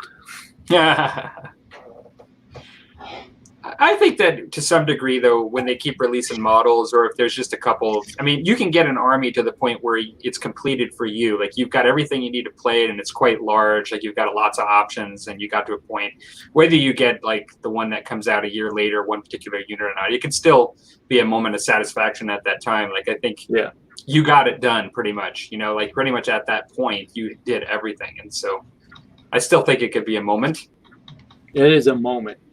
And I'd say at that moment, I think a lot of people are like, I'm done. I don't need any more miniatures. And then circumstances come along and it's like, Games Workshop, what are you doing to me? It's like you had to come out with all these cool cowboys and cyber horses. Dang it.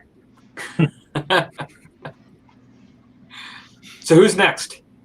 That would be Bill. All right. Number 2, right? Yeah. So my next proud moment would be when I was super young and just beginning the hobby. When I first started miniature wargaming, actually, unlike most people where they go from science fiction to historical, I walked into a game store and these folks were playing Napoleonics, and I just jumped right in. And I was 17. I was just a snot-nosed teenager, but I played with these guys that were double my age, and played with them for a couple of years. And then I was invited to something that was spectacular, and it was a pretty proud moment because I was actually involved with something that was hobby-wise historical. And what I mean by historical is not by the genre of the game, but the size and of the game. The event was one of those pinnacle moments in the hobby, and that was the Borodino game in 1992 over Fort Meade, Maryland. If I can share, there's some pictures. Just a couple of pictures. Is that the one with Scotty Bowden? Well, I had Dr. David Chandler showed up. Oh yeah. And let me go ahead and. Are you seeing this? Or let me see here. We've got it focused on you. Yep. You just got to hit the share screen. Here, okay. Share. Rapunzel to Lioness. That's it. Sorry. Application window. Share. Wait. Okay. Here we go. So this was in a gymnasium. Are you seeing that right now? Nope. Give me a second. Yep. Yes. Okay. Nope.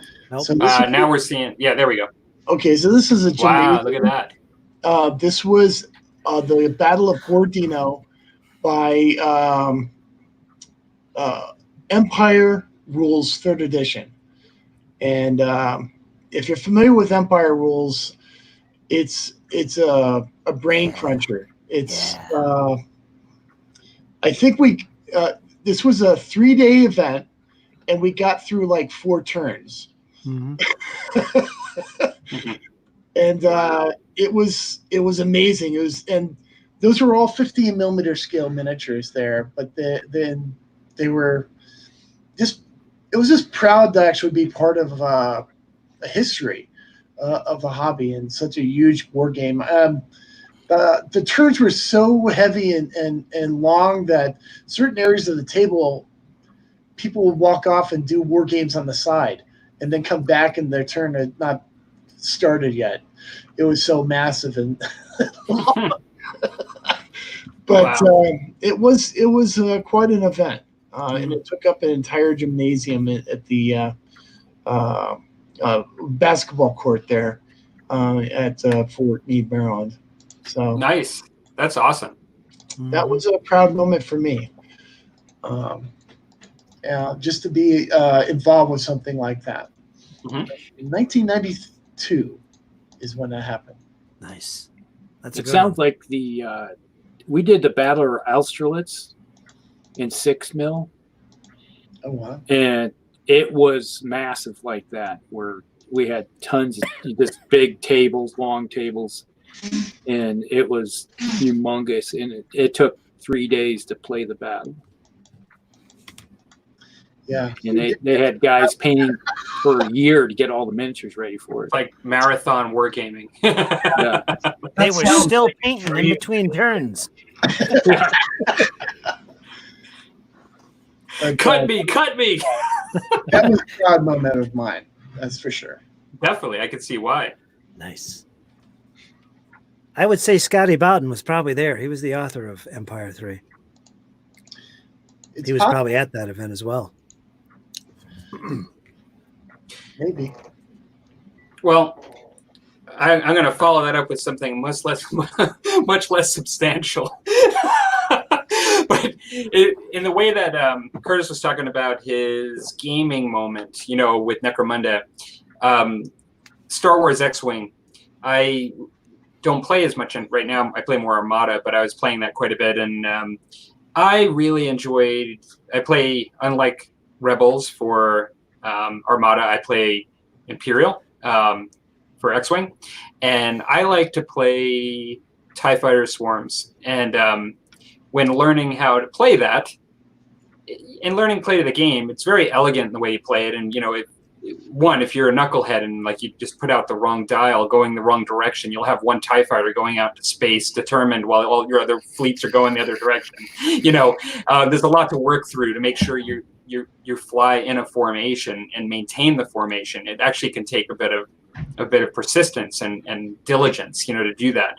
And so besides the fact that you're running fairly weak ships, I remember when first starting to get a hang of flying formations and actually doing well in games, that I just remember it was just a fun moment, like within gaming, where there were times when I'd have, like, my friend would play 2 ships and he could do whatever he wants and they're like super powered and he doesn't have to worry about them bumping into each other. And I'm flying this big formation and trying to dodge asteroids and making sure they don't bump into each other, and then just hoping I can get a shot on him too. And so when I've actually won a game like that, and you had a good game, and actually made my formation, and I probably didn't break the formation until, at least 3/4 into it.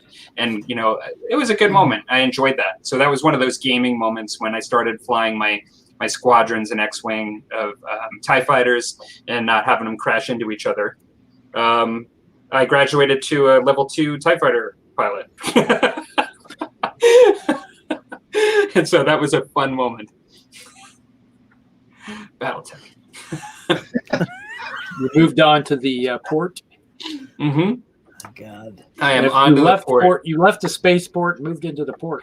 That's right. That's right. All So, done? I am done. Yes. All right. Mine's kind of a major accomplishment, funny type of thing. This is going back, if Curtis probably remembers the Rollmaster game system. I still have it. Yeah. Yeah. It was a D100 style. You roll 2 for percentile dice, and it's an open-ended system where if you rolled, you can roll again, and then if you get a certain range, you could roll again and keep it this exponentially, and you can do a massive feat with just unbelievable amount of stuff. And we had our party, and we were going through the mountains, and the Rollmaster system that looks like it, and the dragons, as you could probably attest to, dragons are the nastiest. That Traveler look like. Okay, yep. Now let me expand you a little bit. You can show those off. For Yeah, a there moment you go. there, I thought that was one massive book when he picked it all up. Yeah, Yeah. Just for a The brief big moment. tome. Good stuff. Yeah. Yeah. Yeah. Got. That's a treasure. Yeah. It's like, when I picked mine up, they were in boxes. Yeah. Is that Have you ever played Palmer? A little bit. I had. There was a Lord of the Rings one Yeah. too. Yeah. Arms law, spell law, Yeah. creature, monsters. Yeah. I think I still have. I used to Yes, play yeah. with Iron Crown Enterprises. Was the Yes. Yeah. You could see it there. They also made the Middle Earth system based on the same system. That's right. The Lord of the. Yeah. That's what I was saying. Yeah. That's it. This is. Mm-hmm. So I didn't mean to interrupt, but I thought I would just show it as you were talking about it. As a group, we preferred playing that over D&D at the time because second edition D&D came about, and not very many people are like, type thing. Weren't very enamored with it. So we started playing Rollmaster, and one of the characters was like I had a illusionist, right? Was one of my characters,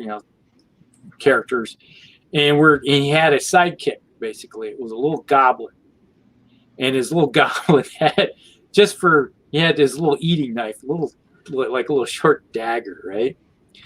And we were going through these mountains and everything, and all of a sudden we come rolling around this corner, and all of a sudden we see it's like the game master is like, you see something moving, it's massive, and you look around the corner, and the elf goes, it's a dragon, we're going to turn around. And I was like, heck with it. I was like, I went into the mode of playing my little goblin, right? He was like, I'll slay it. And so my little goblin goes, charges this dragon, and this dragon just turns around, looks at us like, oh, look at this tender morsel coming at me. And this little guy goes charging up, and I was like, he's just gonna die. I'm gonna use him as a distraction while we turn around and get the heck out of it. That was the whole purpose of it, right?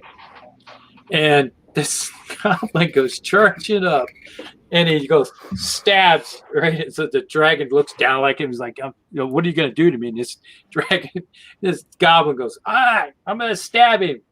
And I rolled a 100. I was like, whoa, okay. Crit. Got a 100. And it's like, well, you get to roll again. So I like, all right, let's just see what happens. I'll probably just follow up with a 1 or something. I rolled another 100. I'm like, whoa! If you know in the game, if you keep rolling, you can have just a massive crit. This little, and then it's like, and I followed it up with a 99 again. I was like, oh my god, I got a 299. It was like an unbelievable thing. And this little goblin, he's like, with this little penknife, slayed a freaking dragon. Just ganked it. I was like, oh my god. So that was kind of a massive, unbelievable moment. You got to see the unfathomable happen. Yeah, basically. The odds of something that will never ever happen ever again in the rest of your lifetime actually happened in that game. It was very crunchy, right? Game, like with the rules, right? Like as far as like it was very kind of hardcore number crunchy as far as the amount of options. Yeah, that could happen. Yeah, it's kind of like what was it 5th edition now? It's become with all the percentages and stuff like that. All is that right? Yeah. Cool. I don't know. I remember it being takes about 3 hours to make a character, and then about 2 minutes to get that character killed. Yes. That's the thing, is it's deadly too, right? Yeah, Yeah. it's deadly, and you could get like your arm chopped off and stuff, right? It was Yeah. just, Yeah. There was lots of ways to die in that game. And It had hit locations. oh yeah, it was one of those things where it was got to the point where it was unreal, almost too realistic when it got to the crunching. But people loved it, and our group loved playing it. I'm doing kitty. That's awesome. So Dwayne, second proud moment or meaningful moment. In wargaming, so it's nothing major, like, I suppose, but it's like I used to be on an orc forum, a 40k orc forum called the WA forum, which has sadly now succumbed to the rigors of time and the attrition of social media on traditional forums, sadly. It's gone the way of the dodo. But we, when I moved over to the UK, over to London, back in like 2014, I'd always been part of this forum, and the guys always have this like what they call the WA UK meet.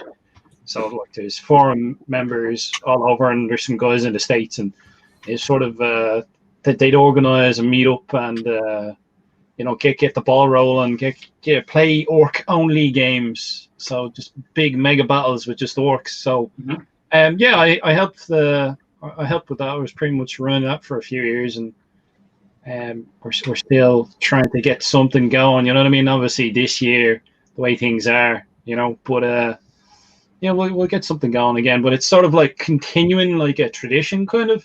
You know what I mean? Where it's like, and you're bringing new people into the fold. So it's like you sort of pick up the torch and just help organize things. It's like as you were saying, it's like herding cats trying to get gamers to. It's like, all right, guys, we need to organize this at least 5 or 6 months out so people can book flights and hotels and accommodation. And they're like, oh yeah, all right, yeah, no bother. And then every time the event's over, it's like, yeah, we'll have it organized well in advance. It's like, now you won't. no, you want. It's like you need to start organizing now. So it's like, yeah, I just sort of like took the reins for that for a while and sort some things out. But it's always good. It's good fun, like, you know what I mean? Absolutely. Where you're sort of like a player participating, kind of, but you're sort of like trying to organize things, but it's very casual type of thing. But it's fun. It's good. It's good times. It's like a weekend away. And orcs. Orcs. That's right. The death of the forum was because of like Facebook. Pretty much. Undermined them. Facebook and YouTube, I think, were the two groups. I don't think YouTube was as much of a problem because like you'd have people sharing their content, but I think it was more sort of like Facebook, especially when they implemented groups, when they started to bring in groups and that sort of thing. That's when I think it sort of took the wind out of old school forum sales. Yeah. You know what I mean? Because you didn't have to pay for Facebook. You know what I mean? So why, people are, thinking to themselves, well, why are we paying for like having a forum? And yeah, it's hard to keep track of things on social media. This is my sort of old grumbler hat I'd stick on if I had one. It's harder to keep track of things. You know what I mean? There was something nice about like on a forum, one guy would have his topic where he's constantly updating his stuff. Where now, if you want to try and find something on Facebook, you see a post, it's like, oh, where's it gone? Scroll Nothing through. has a set place. Nothing has a set place like a forum. It's funny when you bring that up, and then it's kind of with some of what other people have mentioned. It's funny how some of people's best moments have to do with other people. Like even though there's the hobby piece, like that, what we do in the hobby, there's a lot of people are making answers that like my best moments had to do with other people I enjoy it with. And with what you mentioned there, this isn't tabletop gaming related, but one of the reasons why I got back into tabletop gaming is because I played a game called Space Marine on PS3. And this was in 2011. And I got back into wargaming again, miniature games, because I got inspired to try to start doing 40K tabletop again because I was playing Space Marine. And in Space Marine, I was Blood Angel, and there was a chapter of us on the PS3, and I hung out with them and spoke with them, and we would constantly hang out, and play this game. And, we all had the same kind of Space Marines, but we all painted ourselves differently, and we were all the different original chapters. And to this day, many of those guys still play. It's almost, it's going to be 10 years pretty soon, but a lot of these guys still play the same games. They're not playing that game anymore because it's so old, but they're playing other games. I actually got really into the wargaming hobby because of it, and I kind of don't play video games really in that way anymore. But those people I know on Facebook, and I still know those people. Like, they're still friends that I still know their names. I still know who they are. Like, I likely will probably jump on PS3. I still have it and play that game with them at one point. They still do retro gaming nights, or like where they'll do it. But it's funny, like those are the bonds that are formed in gaming, right? That of any kind, gaming of any kind. People, like Bill was talking about, like, you doing the event that you scheduled, and like the relationships and all the people, the dedication, and like the proud moment in that respect. You talking about your pals, like on the forum, and like that group, like within that one forum you mentioned, Dwayne. And it's funny, I can totally relate to that. And like Curtis, you've built up quite a community and several things you've been involved with, and you have people that were kind of diehard participants, and within the paint chats and like the social painting and like all that stuff. And a lot of the fun stuff is really just the relationships that we build, through all of this. That's true. Yeah. That's true. Yeah. I've always found it ironic how people sort of perceive it as an antisocial hobby, but it's totally the opposite of it. Like, you know what I mean? It's a highly social sort of thing. Mm-hmm. I always found that funny. Yeah, absolutely. Victor says, was playing Harpoon, and I blew up an inbound missile with another missile, but the shrapnel from the missile sunk my ship. Proud moment. Yeah, like Harpoon was a very interesting game. More of a board game / whatever. They also made it into a computer game. That's right. I remember that. Yeah, that was like early 90s or late 80s or somewhere in there. They made that. I used to play the heck out of it all the time because my buddy and I used to play Harpoon on the tabletop, actually on the floor, because we had a breezeway in my parents' house, which was about the size of my basement was the breezeway. And we could sit up there and play Harpoon. So you could have the Soviet forces and American and British forces going at it. It was a fun game. I was looking into naval games at one point, and oftentimes it was steering towards that game as if you're really into a detailed, ship-to-ship battle game. Yeah. Because I think you could still get it, right? Yeah. Oh, yeah, it's still around. And it's also a video game too, right? I don't know if you mentioned that, but isn't it based? Yeah. There's like a simulation video game component that they translated to as well. Yeah, they had both. It started off as a board game, and then moved into board / miniature game. Moved into being a video game, because a lot of that stuff back in the day made the transition into the very first early PC games, because there wasn't no such thing as internet back then. You can still get it. It's updated and that kind of thing. The authors actually run it now. It's not by GDW or Clash of Arms anymore. It's actually the authors maintaining the game system. Harpoon, Fear God and Dreadnought, and the World War II series they had. It's all one system now. Yeah. And, so you can still get it. Play it.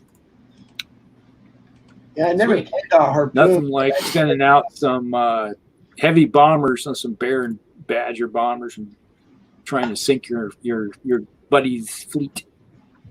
I played Cold War Naval Battles, and it was renamed. It was at the time when it was first published. It was modern naval battles, but that was back in the 90s. But Cold War naval battles is just a card game based off of the the how should I say it, the Magic the Gathering, but instead of spells, you have battleships and submarines that were named for the different Soviet and NATO ships and stuff, which was fun. It was quick, simple. I thought you were going to say it was based off of BattleTech.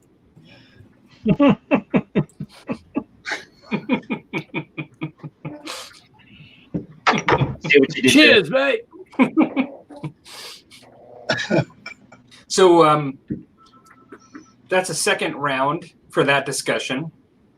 What do you guys think? Shall we go to the third, or should we go to the third topic, or should we do a third round? I'll let you guys decide, or the host. What do you think? We could go on to the third topic and then have a whatever we want to talk about too. So, okay. All right. Well, third topic. Third topic are funny stories or amusing stories or anything like that in gaming or anything in general, really. Sort of your funniest moments. Yeah. Trying to remember something that really made you laugh in gaming or something like that. Well, who is first? All right. So we had Scarnier. Then I guess I had Bill. Oh no! I don't know. Okay, you can't use that about all your miniatures getting melted in your car, because that wouldn't have been funny at the time, right? Oh, it was not really funny to hear it. It was. Boy, that was Funny. A sad day. All right. That was a sad day. Yeah. I can imagine. Well, the hear that. funniest moment I have to say would be it was a Napoleonic game we were playing. It is just similar to Rusty's moment with the goblin. So basically, in this Napoleonic game, there's a woods, and on one side of the woods were the young guard, the Napoleon's elite infantry, and then on the other side of the woods, facing them, was the foot Cossacks, which were guys armed with pikes, not even muskets. And both sides entered the woods, and the dice rolls were ridiculous. And the foot guard defeated the young guard, the foot Cossacks, the crappiest troops on the table, just totally annihilated the young guard. Totally Two armies unexpected. go in and only one comes out. and they're called Cossacks because they weren't even on horseback. They were on foot. They're just infantry with pikes. Ridiculous. How did that happen? Were they outmaneuvered, or they just roll good dice? It was just the dice rolls were out of control. The French player was rolling ones and twos, and this is a percentile dice. The Russian player was rolling 99 and 97 and something like that. So it was out of control. Well, it's plausible. So you never know. It's possible. Yeah, there you go. It happened. Well, you just look at the current game I'm playing. People keep asking me, it's like, what happened to France? And it's like, well, a bunch of 10s were rolled. It just happens. Sometimes you just you flip the die and you're like, huh, okay. That happens. You got a 1-10 chance of getting 10. All right, that happened. All right, okay, we got this little section here. Oh, I just rolled another 10. Okay, those guys are eliminated. Okay, roll. Oh, wow, I just rolled 3 10s in a row. I better buy a lotto ticket, or else I just used up all my luck just now.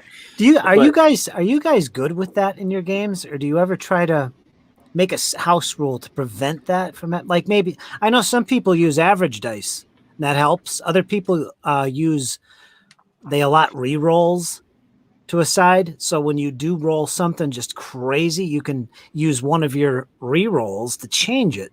Yeah. I've seen people do that. Are you comfortable with that, or have you done house rules?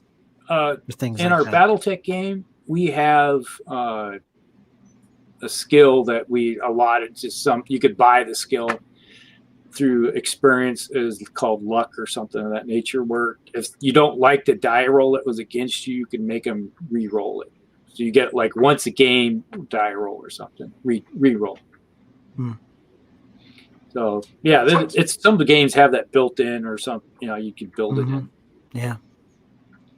Sometimes, particularly like if it's some fantasy games, just certain scenarios, I kind of like the swingy dice. Like Saga can be very swingy on the dice. Like you can do everything that you think you want to happen, like in the game, and like sometimes the dice are just the way it is. It's like it just doesn't work out the way you want it to in a certain situation. And I kind of, you win that way and you lose that way at times. And the way I kind of see it is it sort of averages out in the end. And it creates some fun moments. I mean, it does create some fun moments. Not always. Sometimes you're laughing, but you're kind of crying on the inside. It's like in that game I'm currently playing. It's like the Germans in the beginning, when they were ripping through France, it was like they couldn't do anything wrong. It's like every die roll is like, wow, okay, they won that one. Oh, they just won that one. They just won that one. And it's like a steamroller rolling through. And then all of a sudden, as you see, if you've been following any of my videos, they got it outside of St. Petersburg, and all of a sudden, all that luck that they built up and used, they used it. It was gone. Oh, wow. Mm-hmm. It's like I was rolling nothing. It's like, okay, we're going to do attack. Oh, I rolled a 1. All right, going to attack. Well, that's a 2. Well, there's another 2. It's like all the die rolls just sucked. And I'm like, wow, I can't believe I think I used up all the luck earlier, and it just been sucked out of the game and just disappeared. Oh, wow. Yeah, so it's the nature of the beast sometimes. You just how it works out that way. Yeah, it happened to me today before the show. I was playing in the Blood Bowl League, and I played my match in the tournament. Like, we're playing online, but I'm sure we'll play in person eventually. But I played today, and my God, the random number generator in that game was against me today. Like, holy smokes. It was, every time there was an attack or a tackle, it went totally against me. Guys getting injured left, right, and center. I'm like, what's going on? But then it's like the day beforehand, absolutely hammered somebody else. So, you know what I mean? So it's give and take. Like, I can understand people wanting to maybe use like average dice or something like that, because maybe in their mind, when something exemplary happens and it's like, oh, that's not realistic, that wouldn't happen. It's like, yeah, but that happens in that instance. Maybe something crazy is going to happen further along the battle line that you wouldn't expect. You know what I mean? Yeah. But yeah, history's full of moments like that where something unexpected, trash units all of a sudden save the day, and heroes are forwards out of the chaff. You know what I mean? Yeah. Well, every game has a different feel. Sometimes some people like games where some games, like, you kind of like it, and then other times, like, if it's one thing to have an extraordinary moment, but if you feel like your units never do for you what you want them to do, like because even though like you put points into them, then like it all depends on the level. Like, I'm kind of with you in a lot of the games, Dwayne. Like, I actually like to have fun, and like I don't mind see something extraordinary happen in a game, and particularly some games. But then there are other games where if you like have a battle plan, you go to the table and like you put all your points in a certain thing, but then like your units don't really perform, then people get upset. It just depends. I think it depends, right? It's all kind of situational, I suppose. Some of the times, like in Saga, I just say that's Saga. Like when we play Saga, I'm always like, that's Saga for you. And now like my opponents are like, that's Saga for you, because we're basically playing and we have fun, right? Like we like the game, we like the interaction, we like the mechanics, but sometimes the dice are fickle, and when that happens, your levy, sometimes your Hearthguard get cut down by warriors when they shouldn't, and that day, that group of warriors should have been regarded a little higher than they were, because they cut down some Hearthguard. Oh boy. Maybe those warriors were actually Hearthguard, and they just hadn't been raised up. Yeah, they hadn't been given the ceremony yet. Yeah. or just maybe their Hearthguard are just that more badass. And I love Saga. Like honestly, I've had terrible things happen to me in that game, but I actually love it. I still love the game. Yeah. So who's next, Rusty? You. All right. I don't know how many of these I could think of because it's funny trying to think, but I have one that immediately jumped to mind. And this is like a Three Stooges funny moment because it's at the time it was like, oh, did that really just happen? Like cringeworthy almost. But then when the person didn't have to go to the hospital, it was okay. And now I actually laugh about it.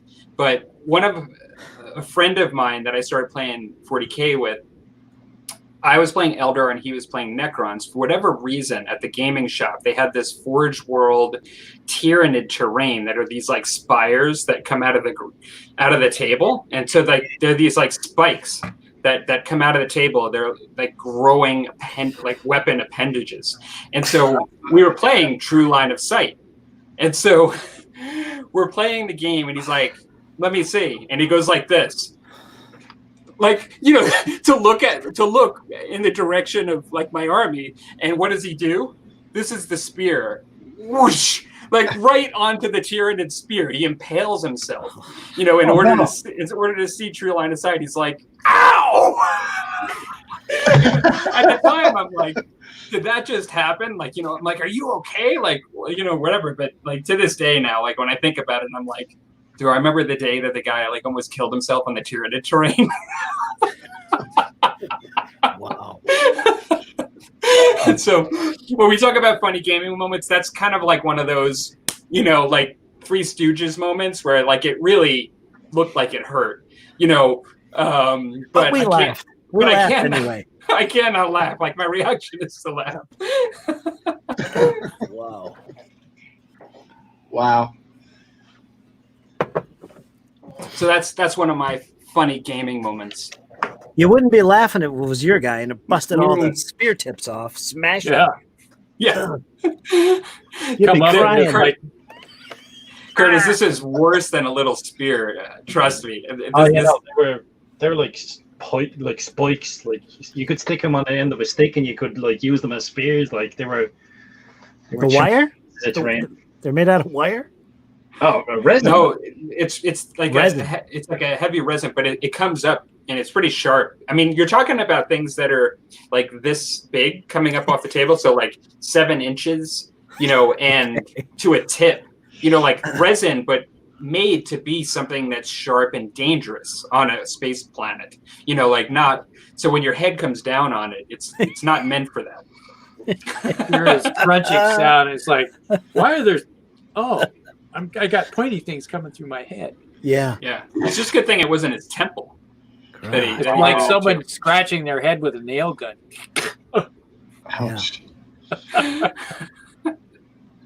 Nice. Oh my gosh, that was just nasty. Next Yeah. topic.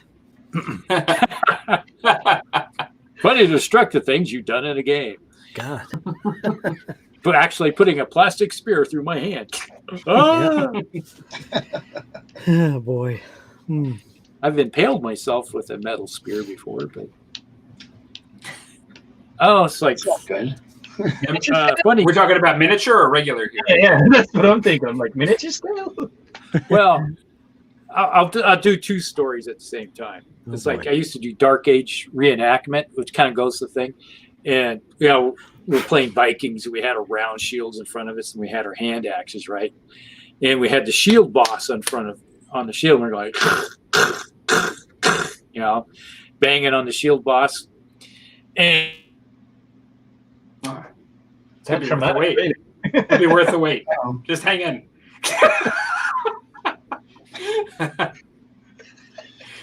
He's thinking about it. Give him time. He's got this. It's so epic the internet could not handle it. That's how good this story is. It's kind of an emotional. It's kind of an emotional moment. The spear moment has got you worked up. I had to take another drink. So we had the shield. I was banging on the shield boss, right, with my axe, my hand axe. And I was like banging like in front of this large crowd of people. and all of a sudden I banged on it too hard, and there goes my head of my axe through the crowd, and it was like right between two standing people's heads, right between their head, and impaled it right between somebody's feet. They were wearing sandals, and it was like everybody's like, "Oh my god!" And it's like, "Ah!" And I charged forward, and everybody's like acting like, like make sure no one's seen it. So I charged the crowd, like, and I picked up my axe head and charged back, And you're like, grabbed the spear off the sorry. Whoops. Yeah. Sorry Yeah, about literally. that. Oh, Whoopsie. sorry, I'll pick this up. that was I could have took a toe. Yeah, that I hope that reenactment had insurance, because they might have needed yeah, it. they sort of did. But Anything our group would actually do steel and steel reenactments, so we'd actually have actual sword fighting with steel instead of that SEA foam stuff. Okay. So yeah, so when you actually went tank, yeah, that type of thing. Intracranial surgery was covered, no problem. Yeah. And it's like Neurosurgery. yeah, neurosurgery. But the funny story has to go back when we first started playing Warhammer Fantasy.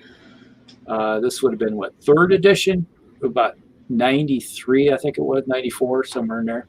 Mm-hmm. When the first box set come out, somewhere in there. And I had playing my Chaos army, and I was playing against an Orc army, and they had their goblins and everything else. They had a big army. They had their giant, and it all just lined up. It was a pretty looking army too. He just spent all this time painting it, and it's like, oh yeah, it's a nice looking Orc army. And I was like, all right. My first thing I did was I flew my Manicore over, and because the Manicore has a breath weapon, and I hit this big goblin blob with this breath weapon, and obviously the Manicore causes terror.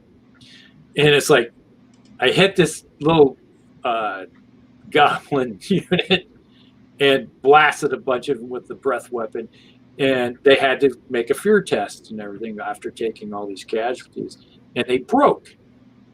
And back then, it's like if this unit broke, then everybody that was adjacent had to make a break test too. They break, this break. And I was like, wow, this entire Orc army never even got to do anything but roll some damage rolls for their armor saves, and then they broke, and then the entire army just left the field. Oh no. And they were like, what just happened? Time to take my toys and go home. Yeah. Like, you want to reset and try this again? Yeah, let's try this again. We spent more time setting up than actually playing the darn game. I was expecting that story to go somewhere else. As soon as you mentioned like goblin spearmen, I was like, oh. Spears. I see where this is going. They were really nice night goblin spearmen. That came in that box set. Way back.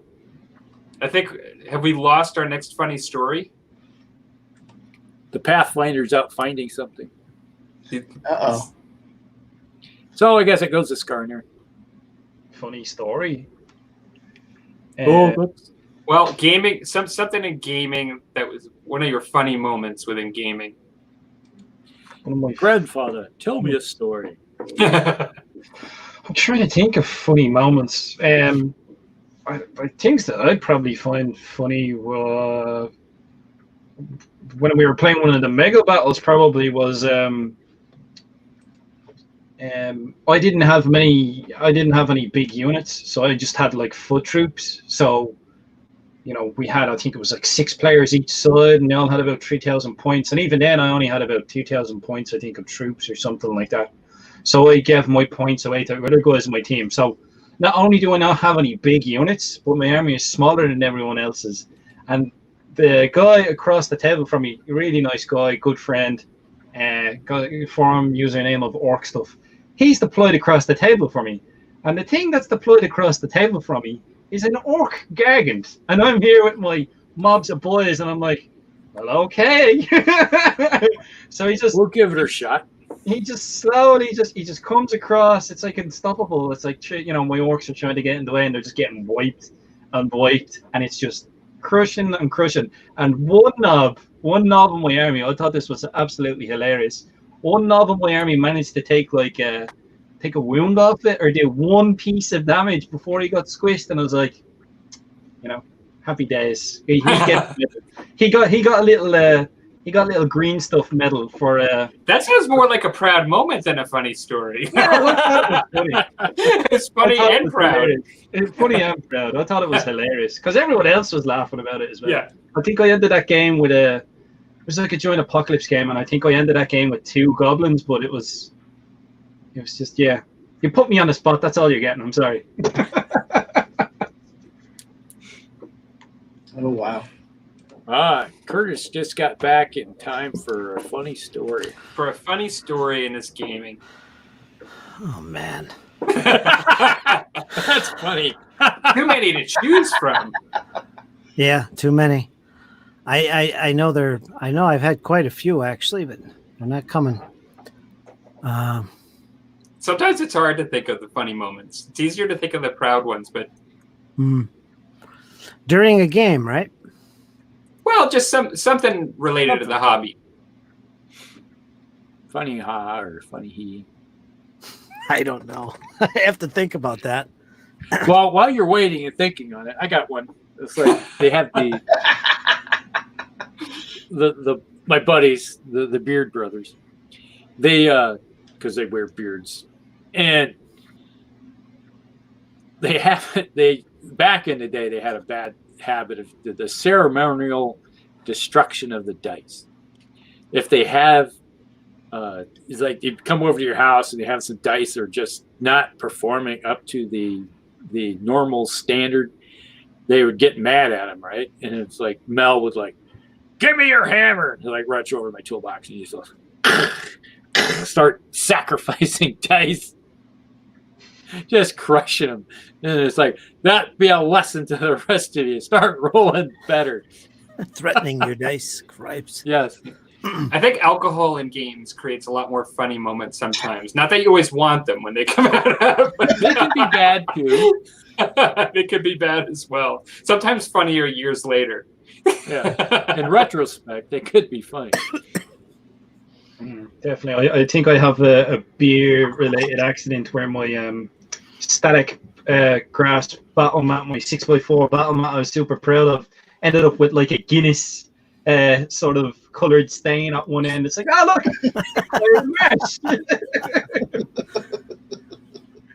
A lot you laugh later on, you do.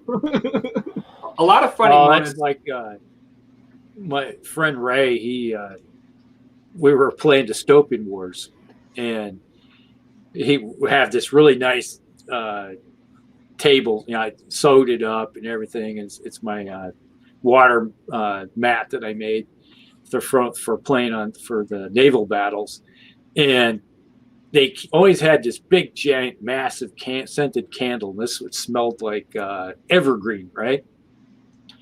So it smelled like a South Carolina panfulus.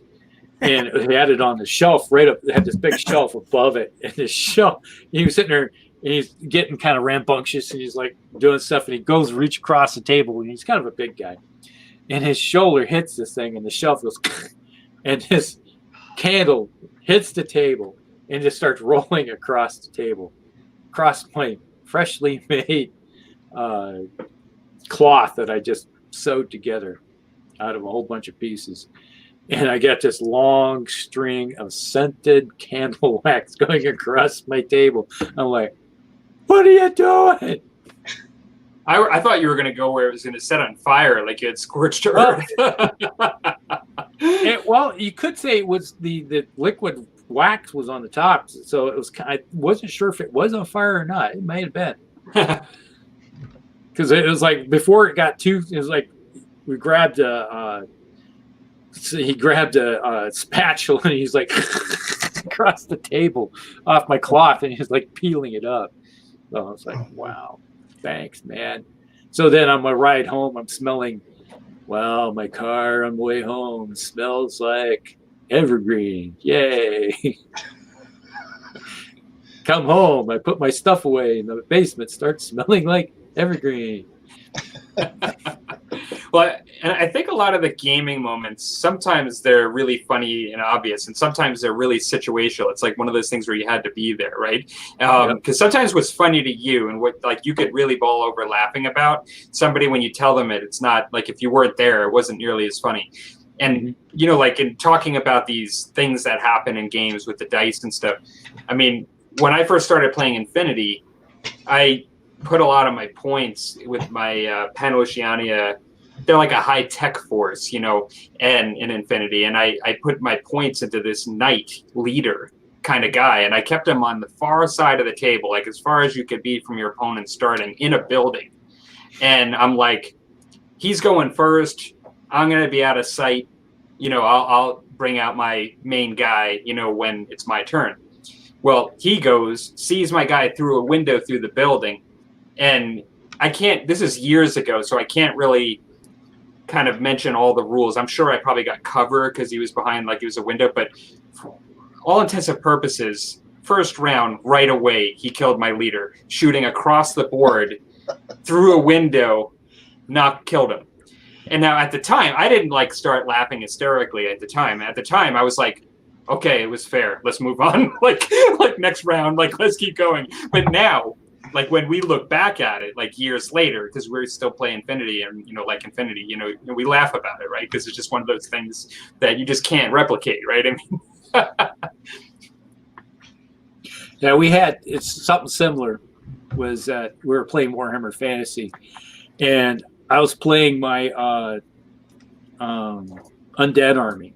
You know, they had those stone throwers, but they were made of skulls and stuff. Screaming skulls. And I was playing against the Chaos Army. And this Chaos Army, this guy, he would it was like hero hammer to the max, right? He'd always take his Chaos Warrior hero, and it would leader, and he would just be maxed to the amount of points with all the gear and everything. And he was an army amongst himself. And he was just sitting right in the middle, right there. And I was like, I'm going to aim right there. And I scattered right on top of his head. And it was like, this guy was like unstoppable throughout the whole game. Every game that he's ever played, you know, it's like he just rampaged right through you. And stone, and he rolls a 1.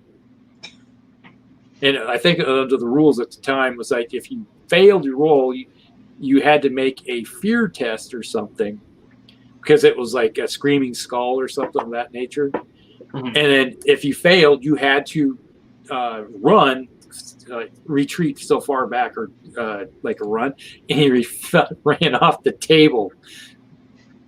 So it was like, yeah, finally, I don't have to worry about this guy. I finally had a chance to beat this army, because he's gone. Wow. Looks like we got. Oh, did I interrupt somebody there? Who's next? I think Bill's been interrupted a few times and wants to say something. Which way, Bill? Bill, over to you. Talk, Bill. Go on. Okay, so my funny moment, another one was was when I first started playing Warhammer 40K, and this is back in the days of 2nd edition. It might be aging myself there, but I had begun building an Imperial Guard army, and I had my tanks. Well, actually, tanks out there, my guardsmen, and then I was playing the Eldar for the first time. And this kid that I was playing against was like, "Oh, well, I've got this avatar that's gonna freaking go across the table and destroy all your tanks and do this and that and the other." And he was just like totally building up this avatar. I was like, "Boy, that you must be like serious about that. I better do something about that." So turn 1, I shot like 15 las cannons at the freaking avatar, and it poof. And this kid's face was like, I was like, Incandescent warrior. I know, you know, oh boy, you guys, you're really bring that up. I better do something. And that just took all the wind out of his sails completely for the entire game. That's Because a that good was one. entire strategy was coming across the table with the avatar and destroying my entire army. You just turned him into a video gamer.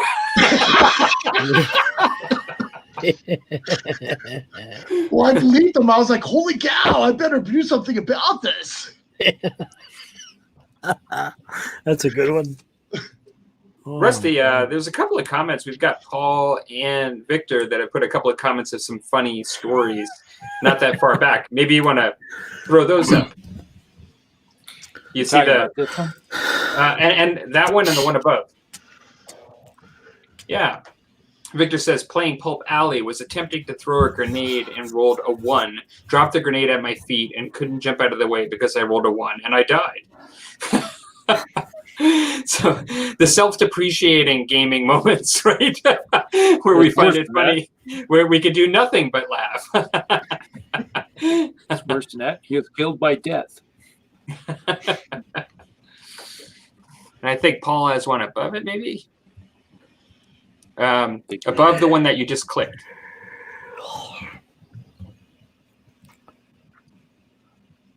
Should be right above Victor's comment. Something like what you just said happened to my first ever D&D character, so it was a bit emotional when it happened, but when you look back, it was hilarious. So I think it was 3.5, and there was like 8 of us playing the game, and we're going in, and we're at a village, and they're like, oh, there's a necromancer, ruining the woods or whatever. So we're like, all right, we'll go sort it out. So we all go out to fight the necromancer, and we're coming into, I forget what the exact term is, but it's like the patch that then I think it's like a necromancer or a caster has ruined. They've like tainted it, so it's like their home turf, so they get like bonuses on it or something like that. I can't remember. So there's 8 of us, and we're all going across, and we're going to go in to attack. And the DM's like, all right, well, the necromancer casts a spell, so he rolls a d8 to see which player it is, and it's my player. It's like, all right, so he casts a spell, cast successfully. It's like, all right, now make your save. So I'm like, all right, cool, yeah, no bother. This would have been like 17 or 18-year-old me, and I just roll the d20, and it's a 1. And I look up at him and I go, I'm dead, am I? He's like, yes. It was like a disintegration spell. It's just like, yeah, I'm dead. It's like, that can't be good.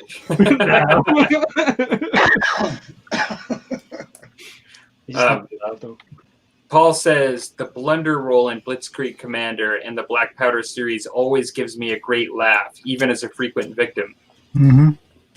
And so those random events, and that's a good point, because random events can always be extremely funny in games. Like, I know Sharp Practice has them as well, but in Musket and Tomahawks, I had something very similar to that. It's like basically a blunder, but basically I was playing Musket and Tomahawks with a good friend of mine. He doesn't have any miniatures. We were using both my miniatures, and we roll on a random event that ends up happening, and it basically says that a bear comes out of the woods and kills grabs one of your guys from your units and kills him, and so we're playing, and of course we just have this image of just like you roll and all of a sudden a bear just came out and just grabbed one of your guys, basically ate him for breakfast, and you can't not do anything but laugh to that. I mean, you can try to take your game seriously, but at the end of the day, when you're told that a bear's just eating one of your guys randomly, it's pretty funny.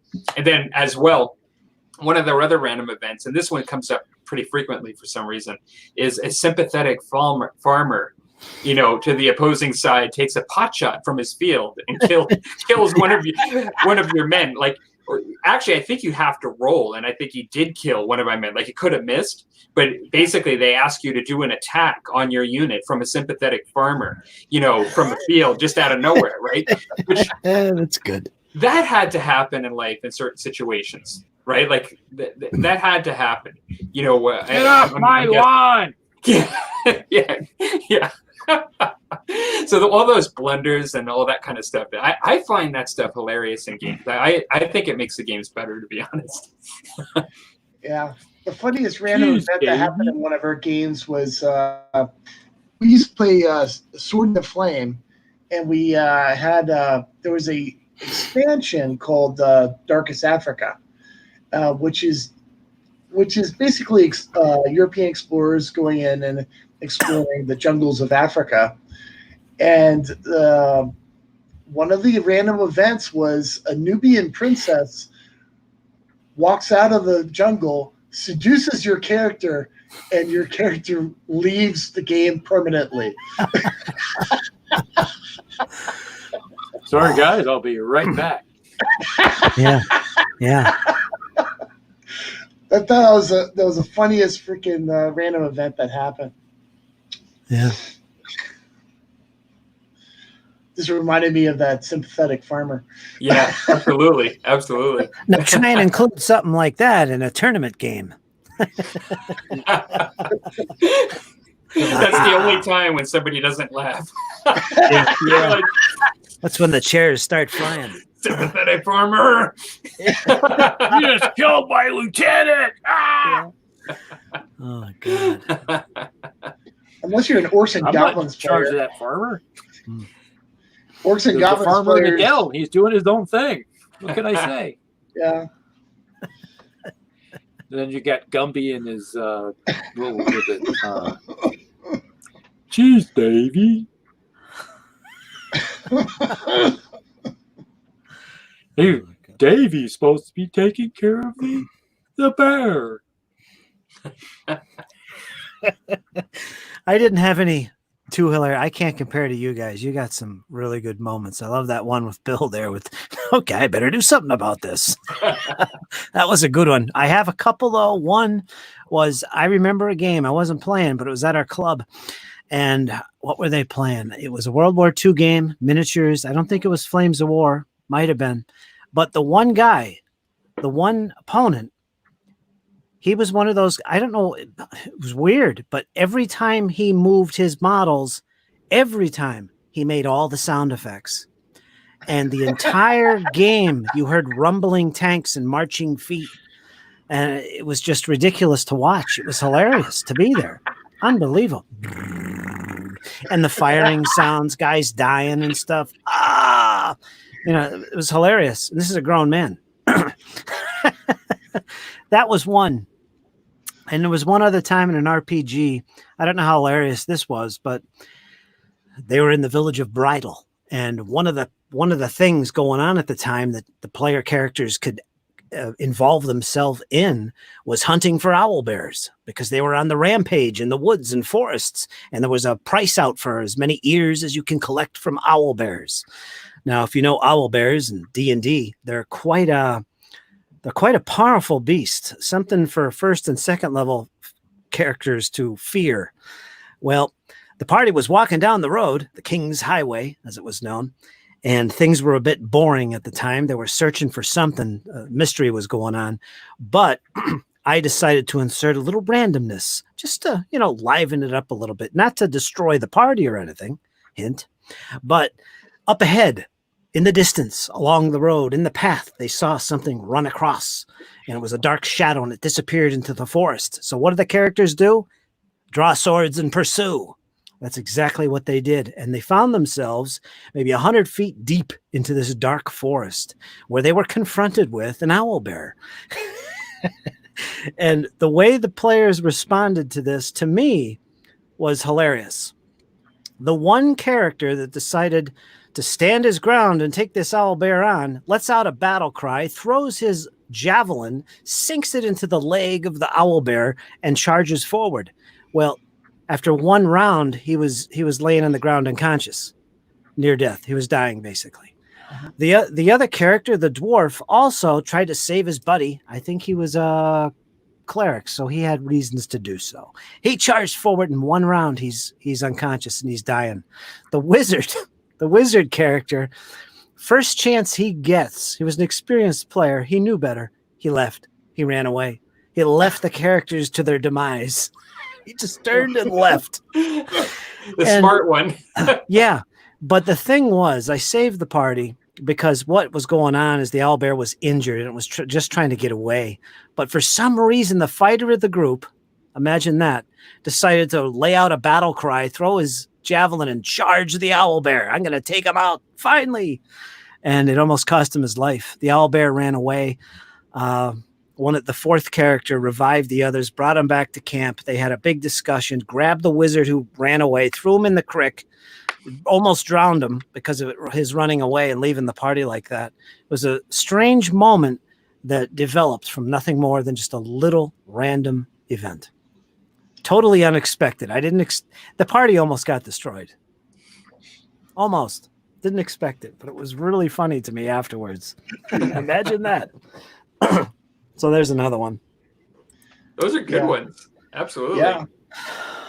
I have a funny moment about, and I have a funny defeated after the Swedish. I spent the entire time as the Swedish chef in the Muppet.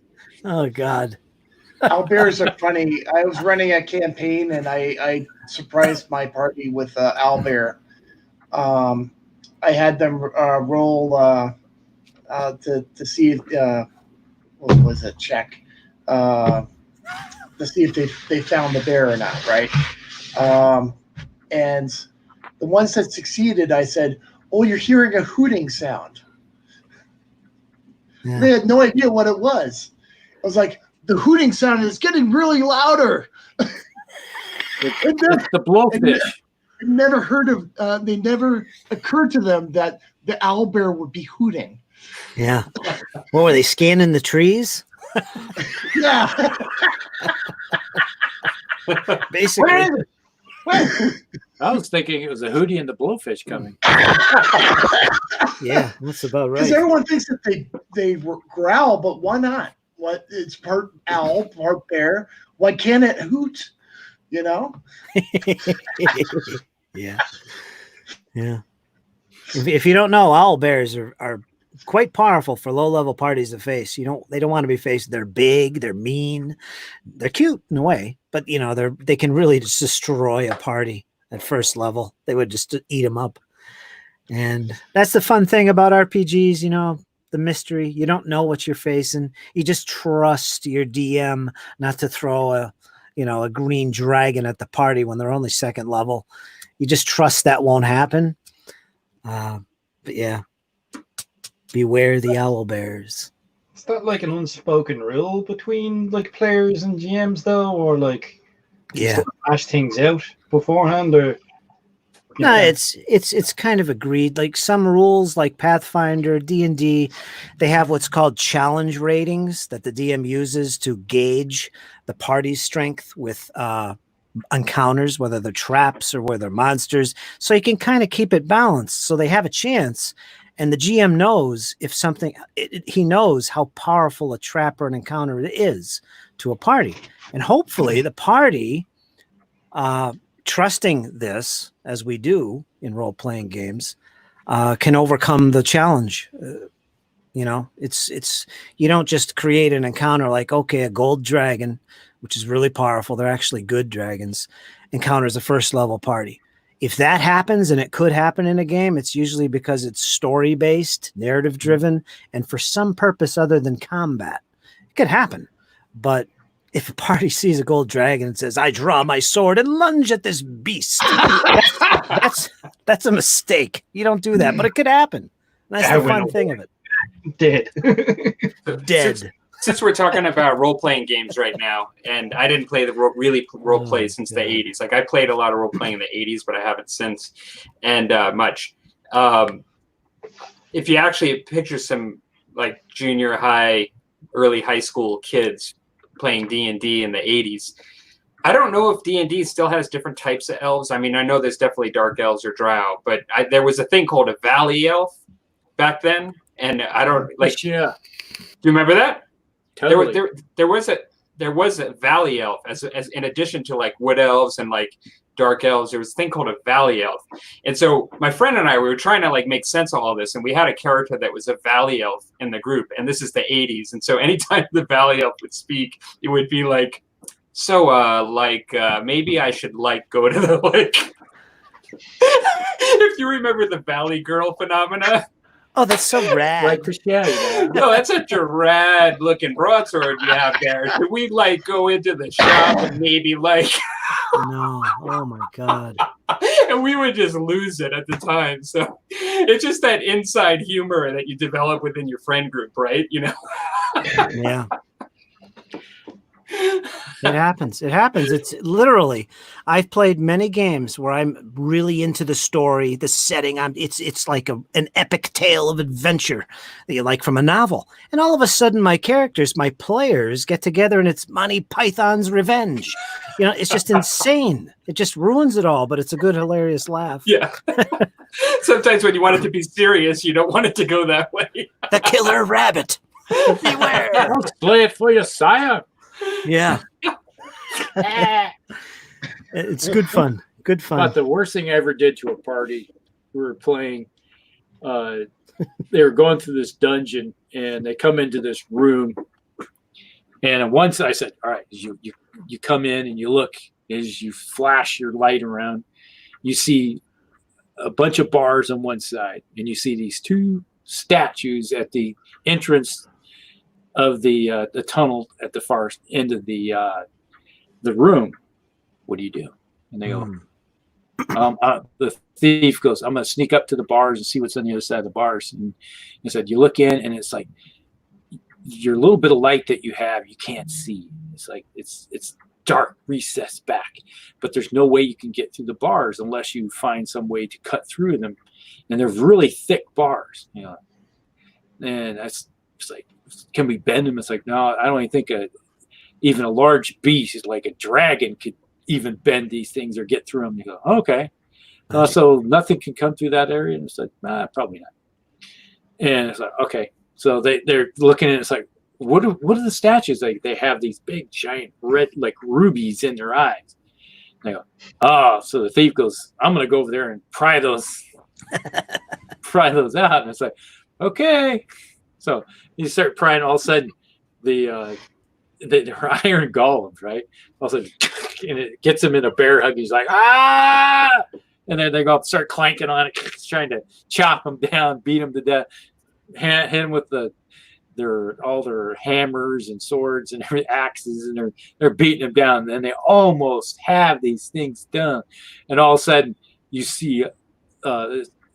I said, all right, make a perception. And one the wizard's in the back, right? He's you notice there's a very bright red light on the other side of the iron bars. And it's like, uh-oh. And it's like, what's the red light? It looks like flame. You know, flame. What's the flame doing? It looks like it's coming towards the bars. You're like, okay. And all of a sudden, it's like, oh, this is not flames. Those are glowy kind of red eyes. You know, oh, what are they doing? It's like, well, now you see now you can see it. It's a red dragon. You go, oh. So all of a sudden, the dragon goes,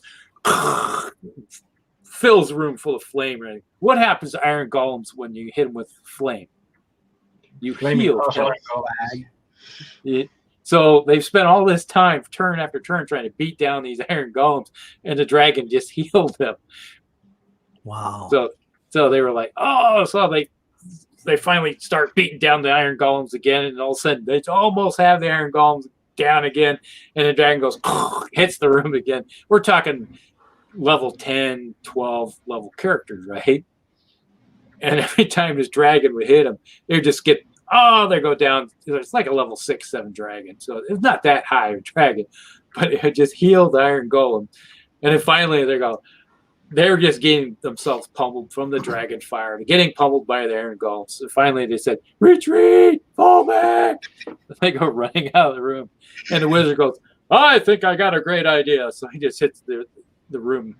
I'm going to hit the dragon with a fireball. It's like, what level are you? 12. Okay. This is going to be a very big. It's like, oh, by the way, did you happen to measure the size of the area that you're throwing this fireball into? Oh, crap. He wiped out half the party himself. So. Yeah. Oh, that was kind of funny. Never mess with a dragon and his toys. So who's next? Does anybody have any other funny moments they thought of within gaming?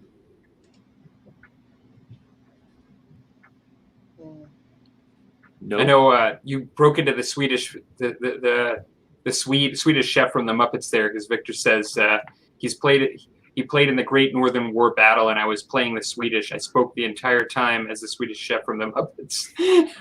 Yeah, imagine that. Ugh. That would drive me crazy. Well, you want to get under your opponent's skin. Just do something like that. Exactly. Wow. Yeah, it's like playing against a guy one time, and he would take losing any miniature in the game. He took it personal. You know, he just like, ah! And it's like every time I'd lose a guy, and I go, "Oh, it's so bad that you died. You have to go to Valhalla now."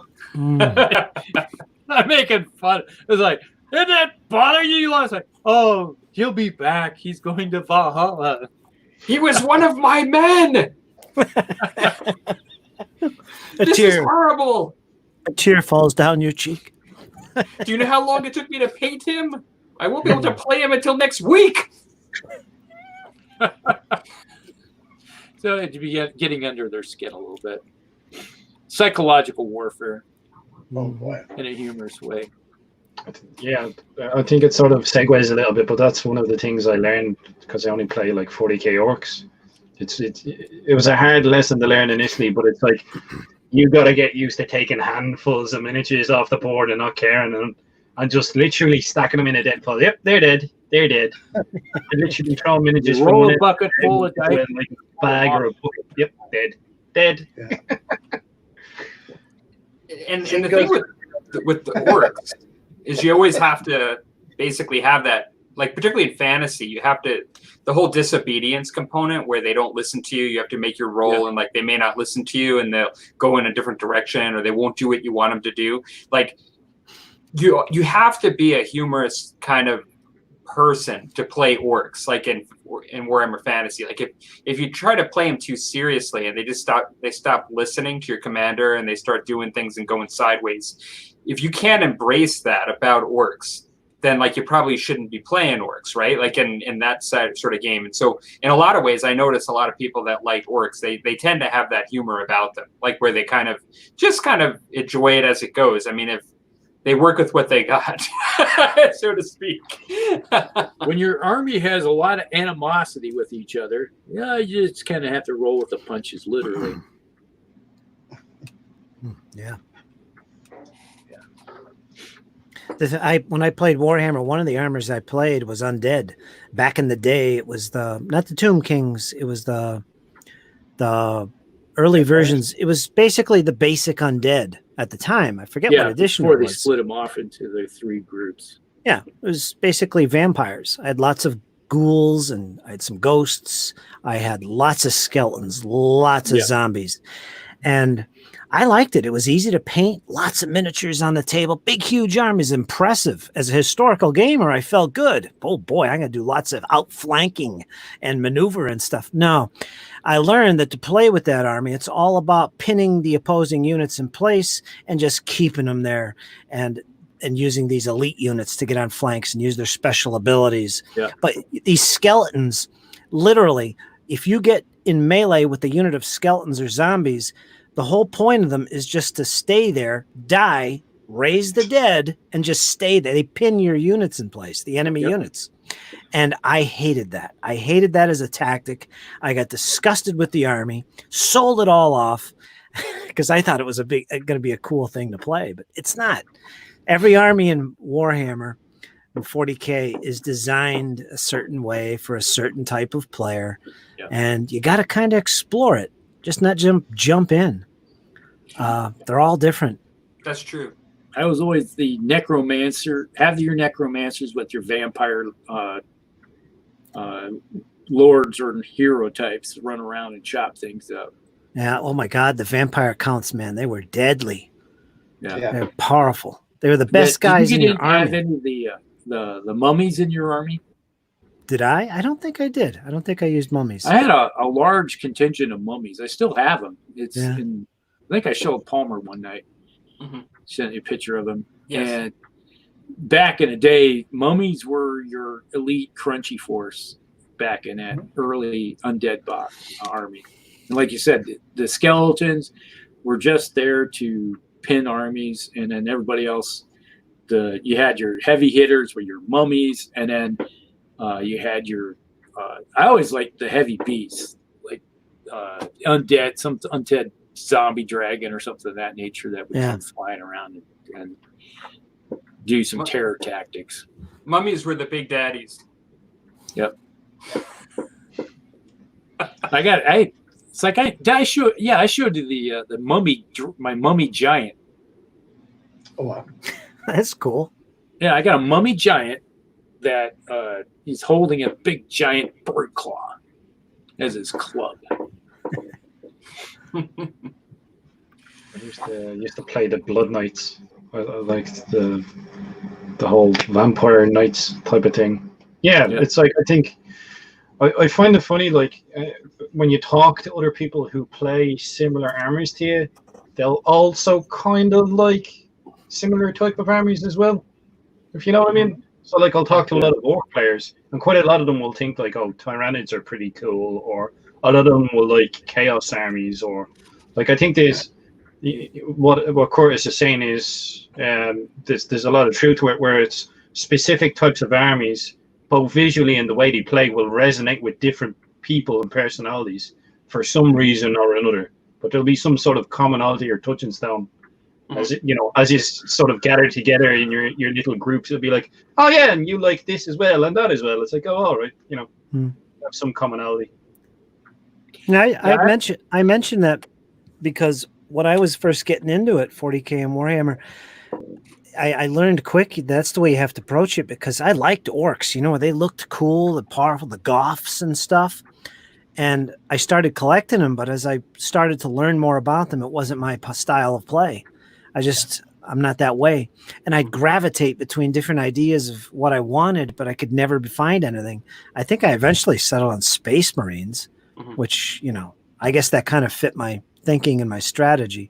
But I think that's a big part of Warhammer and 40K, is finding that thing that you connect with and want to play. Otherwise, it's frustrating. It's an asymmetric game. Like, it's one of those things where it's not like DBA. Well, even DBA, I mean, you have different nations with different compositions of units, but like I find the Games Workshop traditional games like Warhammer and Warhammer 40K, it's asymmetrics, and so it's like you said, Curtis, and they like certain ones have certain personalities, like certain armies, and you almost, if you just go out and buy all the models and you don't really have any idea of the play style, sometimes you can be disappointed if it's not really the way you like to play the game. Yep. If you're kind of like a tactical shooty kind of person, and then you go out and buy like a corn army, or something, you'd be like, oh, that might not have. I like the models. Yeah. Not my style. Fight. Yeah, might not be. I kind of wanted something with a little more finesse. But, yeah. I guess when it comes to like 40K, I was always gravitated towards the demon armies. Something about, because a lot of them used magic or something of that nature. So I always gravitated towards that style. And Imperial Guard, it was a shooty, but I always liked having the tanks and stuff too to go with it. So it just depends. I had over the course of all the years, I had a lot of different armies, but it was like you transitioned from, it's like, okay, I've mastered this style of play. And eventually it started getting boring, because, it's like, I've got it down pat where I don't even have to think about it. I just do it, and just rote memory type thing. And then he's like, I want a challenge. So I'd go to a different style army, and it's like, well, I played against them, but I don't have any of them, so I got to figure out how to play them now. So that's kind of how I always went through 40K or fantasy. Well, we've kind of moved off a little bit from funny topics into just things that we found funny and other interesting kind of points. But I know that we were thinking about being on till 11, and it's or 11. I'm in actually the Mountain Time. I'm reading off my time, but we were thinking about being done in 20 minutes. But I kind of thought before we close the season off, besides the fact that we'd love to have you guys again next year, since we all have YouTube channels and various other things here too, like Discord and all kinds of stuff, I thought, you know, a lot of people reflect on the year at the end of the year, the calendar year, and they go into a new year with plans either for their hobby. Like, this is fairly common to see on YouTube. But to be quite honest, although I do that too, I find my transition actually happens more around the summer, to be honest. I actually, more often than not, have a break a little bit in the hobby for about a month in the summer. But then I'm also making plans when I'm not doing as much on YouTube during that break. I have some plans that I have in mind. Well, like a personal project? What do I want to do?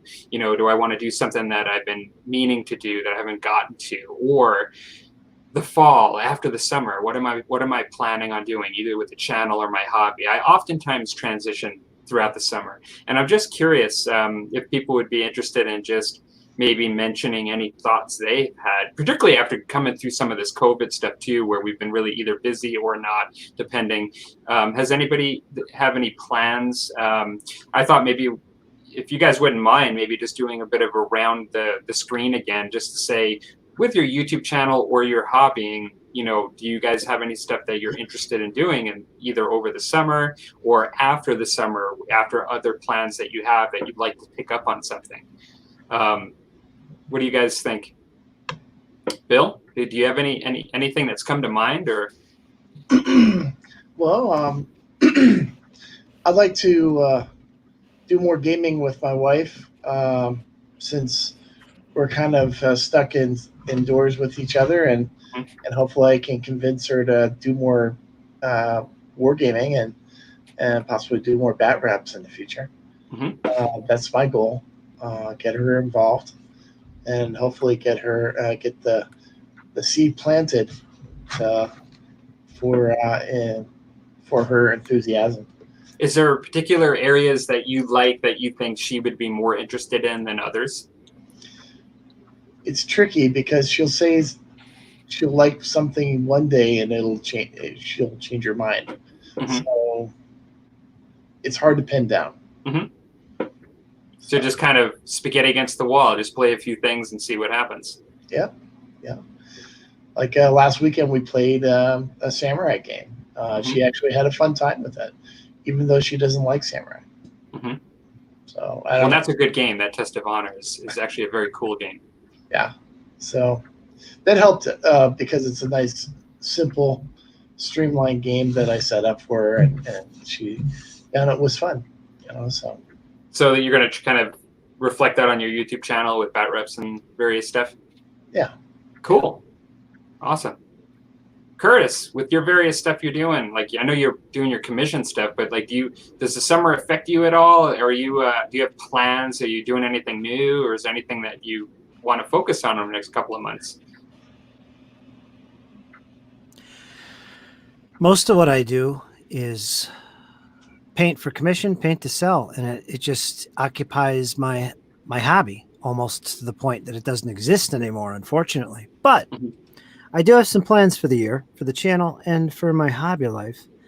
And my big thing now, I hope in the next couple months, is start collecting 28 millimeter Napoleonics, and stick with that. This is a lifelong project and dream of mine to do that.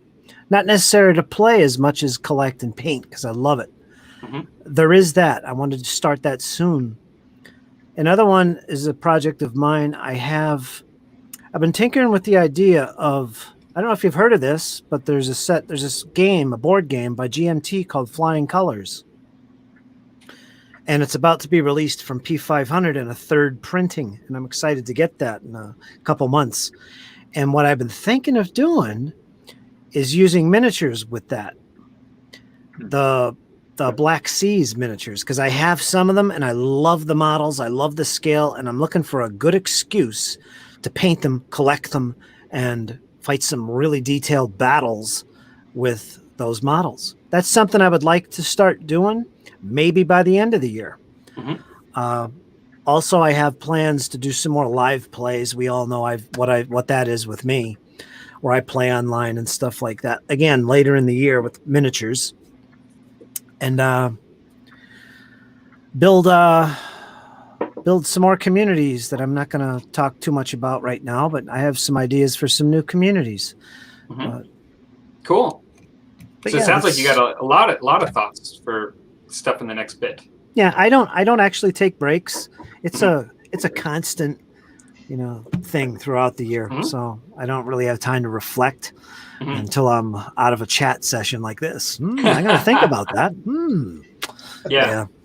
And that's a whole nother subject, but I do like to take, whether it's a full month, I actually like a month of complete abstinence of the hobby, because I actually find that I'm much more productive after the month than I gain from it personally. Like I actually find summertime, spend some time with family, some time away from it. I'm usually thinking about stuff a lot. It's a time of transition for me a little bit. And then also a little bit of doing stuff that I maybe have wanted to get done, unfinished business that I'm really looking forward to, that doesn't fit with kind of maybe what I've been focusing on my channel or like YouTube channel and things like that. What about your shaving collection?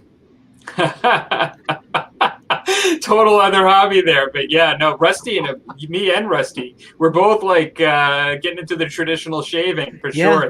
It's gonna be like a summer thing, right? Yeah. That gives me sanity during the. I've enjoyed it actually. Keep it up. Make some videos. That's right. Shaving videos. I'll be like with my towel in the bathroom. Hey, I got some new blades today. Yeah. Can you smell that, guys? This aftershave is great. Wow. Smell-a-thon. Yeah.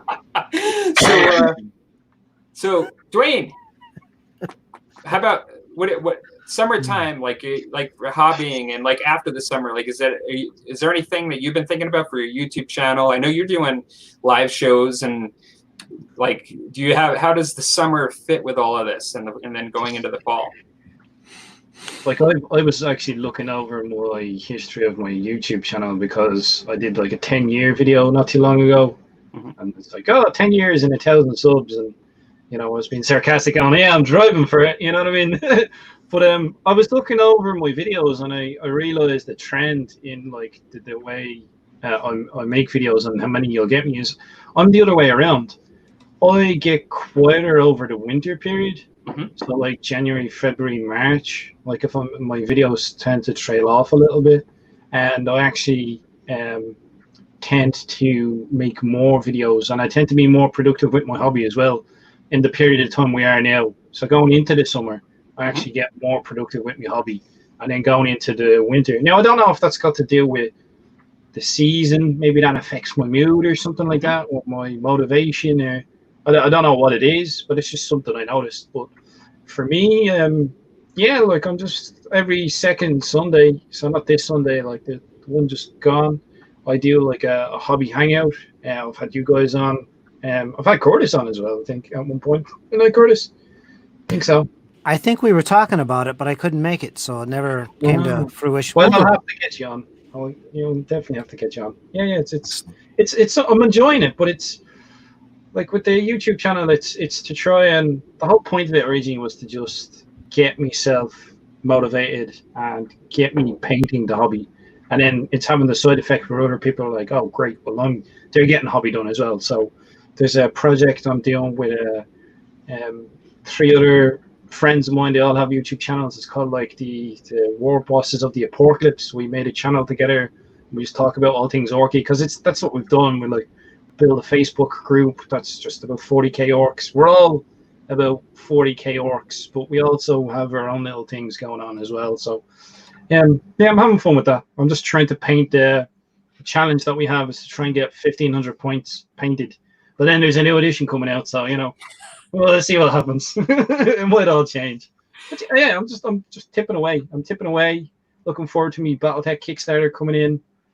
Trying not to spend too much money on plastic soldiers, but yeah, I'm just tipping away. Will you feature that? Will that affect your channel at all? Like, because I know you're you're very much Warhammer 40k and orcs focused. Will it affect your channel? Like, if you sidestep into something else, like with the BattleTech and other stuff, or?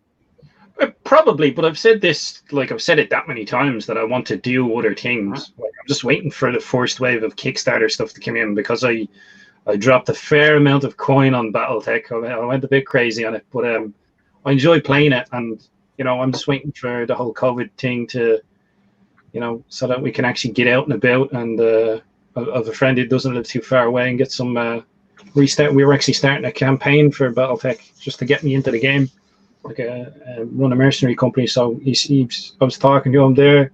When they're lifting restrictions a bit more, we'll start a new campaign because there's been such a gap. But I've said it on my channel, like, that I plan on doing more things than just 40k. And I've been enjoying Blood Bowl, so you never know with me. It's like the channel is just about me and my hobby. So wherever that goes, wherever the wind takes us. Yeah, Dan Booman just commented that he liked your hobby chat last weekend about sculpting.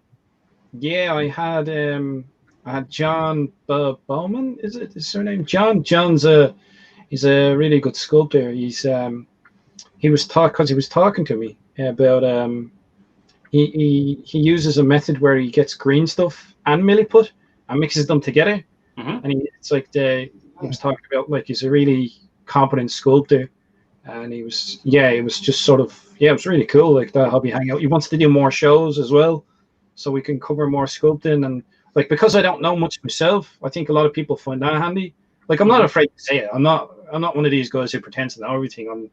I want to learn off of people. I'm like, I don't know stuff, but I'm not afraid to ask. And hopefully me asking other people learn too. So I love having people on who can teach me something. I believe he has the channel Minis of the Sun, right? Yes. And he actually is sculpted professionally. So I don't think there's too many people that are sitting around here that would just say, well, no, we're all professional sculptors. And so I don't think you should feel bad when you're, among, people that are not at all. doing professional stuff. Because I wouldn't either.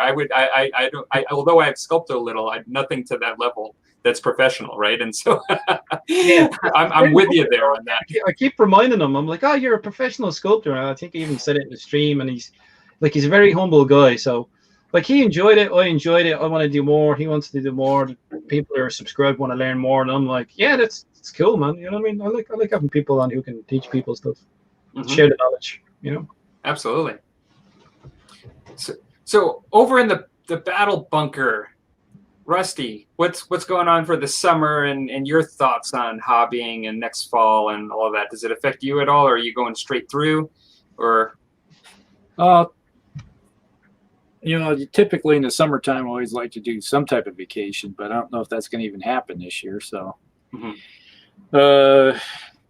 my goal is to finish up my American War of Independence. I do have all the colonial stuff I need to start assembling sometime in the future. I do have some more Hessians I want to put together. So, first goal is to get a lot of the British forces, the Crown forces, put together and finished before I move on to the colonials. Because the one person that I do play against, he has all the colonials. So we're good to have an opposition force. Yeah. The one person, do you mean that meaning Dan Booman? Yeah. We're using aliases here. He's right there. He's here with us right now. That other guy. Okay. That guy. Hello, one person. So are you going to be the sympathetic farmer guy? Well, we'll be shutting down after tonight, Musty Wargamers, not the Facebook page, but the show until the fall. I happen to say that this season's been the best so far, as far as the amount of guests and like the amount of participation in the comments. It's just been a lot of fun for the style show. We're doing a bit of a longer show tonight, but it's like our 2-hour blocks of mayhem have been a lot of fun. For me, with the summer, last year I made a goal to actually paint just mostly French Indian War and then Warhammer Beastmen, Fantasy Beastmen. That was like my thing, and because I have 2 big collections on both of those sides that I wanted to make some progress. I did that last year, continued mostly, except for a splash of Infinity into this year. But 2 like back burner projects that I really wanted to work on for a long time were one, On Your All World of Twilight, which is a small game out of the UK. And it's sort of a skirmish fantasy game. And I started it, but I wanted to be able to set it up so in particular, my daughter and I can play a scenario that I've been wanting to play for a while. And I've been enjoying the idea of painting up some terrain for that and playing that game. And so that's a goal for right after our Musty Wargaming project, is I'll be working on those miniatures. And then possibly, if I can, my other back burner project is the AD&D battle systems. They're 15 mil Advanced Dungeons and Dragons kind of style miniatures. And I have a number of miniatures for that I've wanted to paint. And so I think I'm going to try to actually work on those a little bit before the next fall. And I think in the end, I will then eventually get back into just my French Indian War pretty soon, and then some more Warhammer Fantasy after that. So I think basically I'm going to use the summer and the break from the show to relax a bit, and then paint some things that that I just kind of kept on the back burner for a bit. I think that's sort of where my focus is going to be. My channel is going to probably go into Sharp's Practice French Indian War stuff shortly, doing battle reports and stuff for that. So Nice. yeah, that's kind of what I'm looking forward to doing, just over the kind of interruption of routine, I suppose. Yeah, it one thing I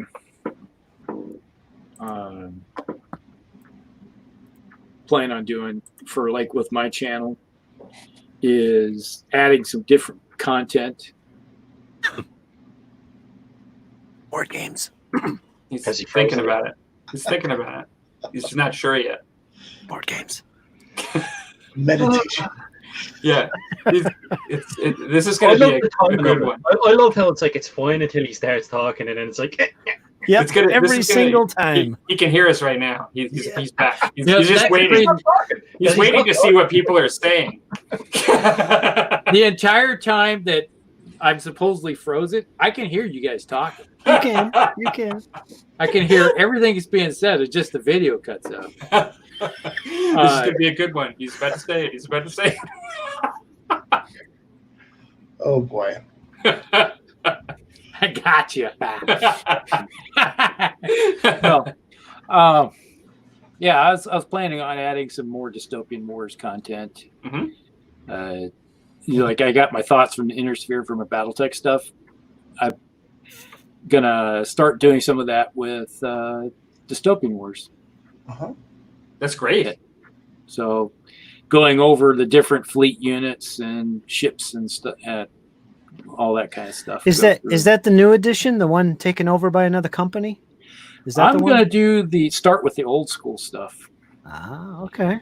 I've been waiting for him to. It's been a year. I expected that rule book for the new edition to come out a year ago, and it still hasn't come out. So I'm just Really?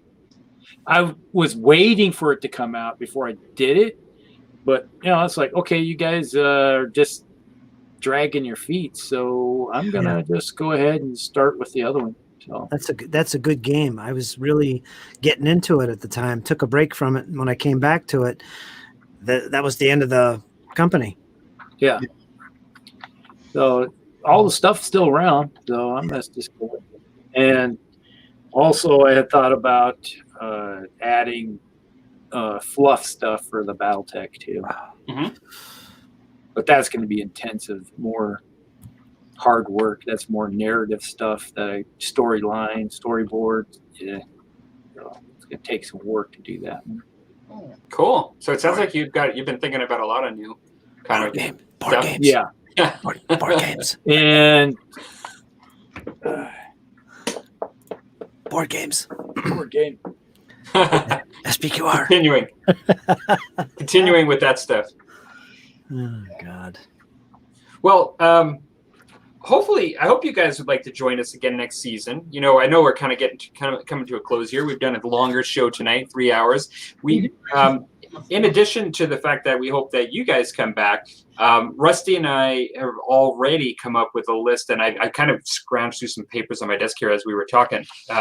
But for season 4, we have 5 people that Rusty and I have decided we would like to extend invitations to join us as new guests next season, in addition to the very, I should say, I've had too much port here, but the very distinguished guests that we have that have joined us this year. And so hopefully we'll have yourselves as well as more people that will accept to come on the show next season.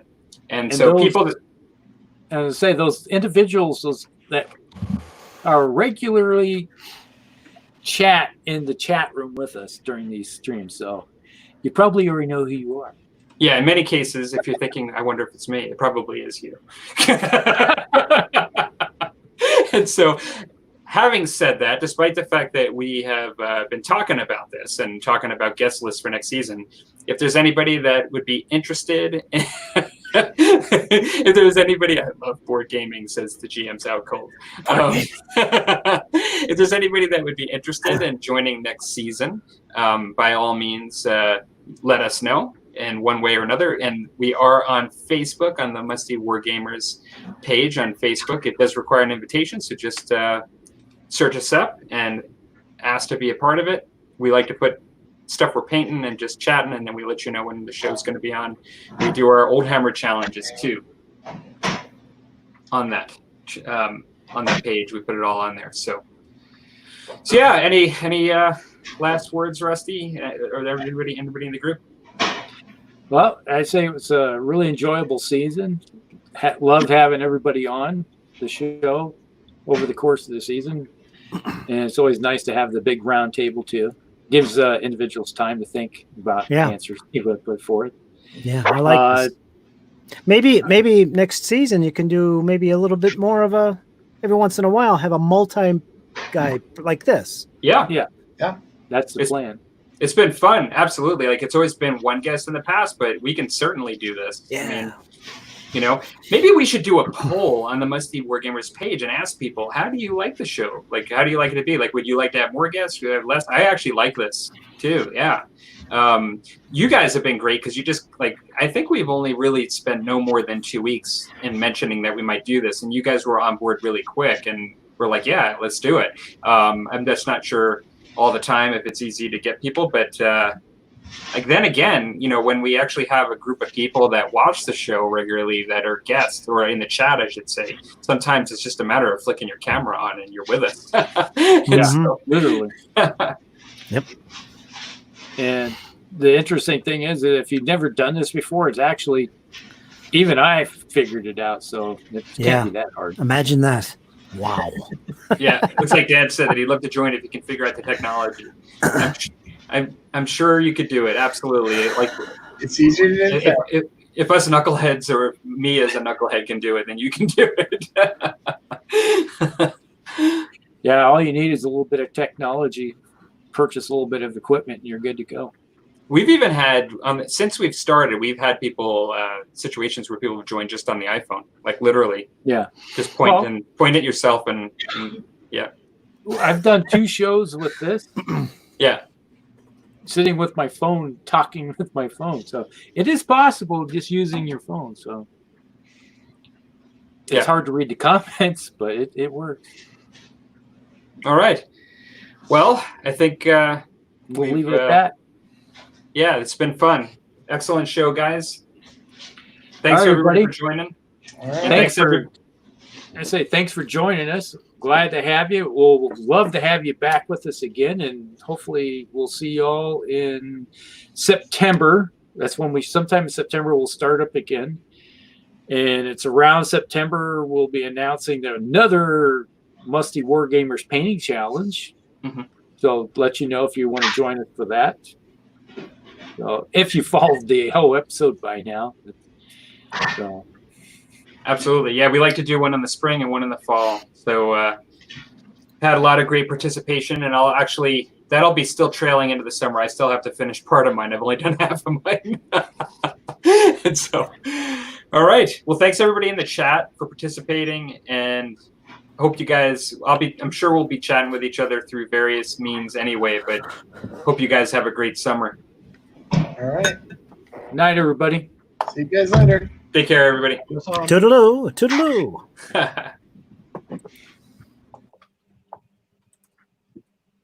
And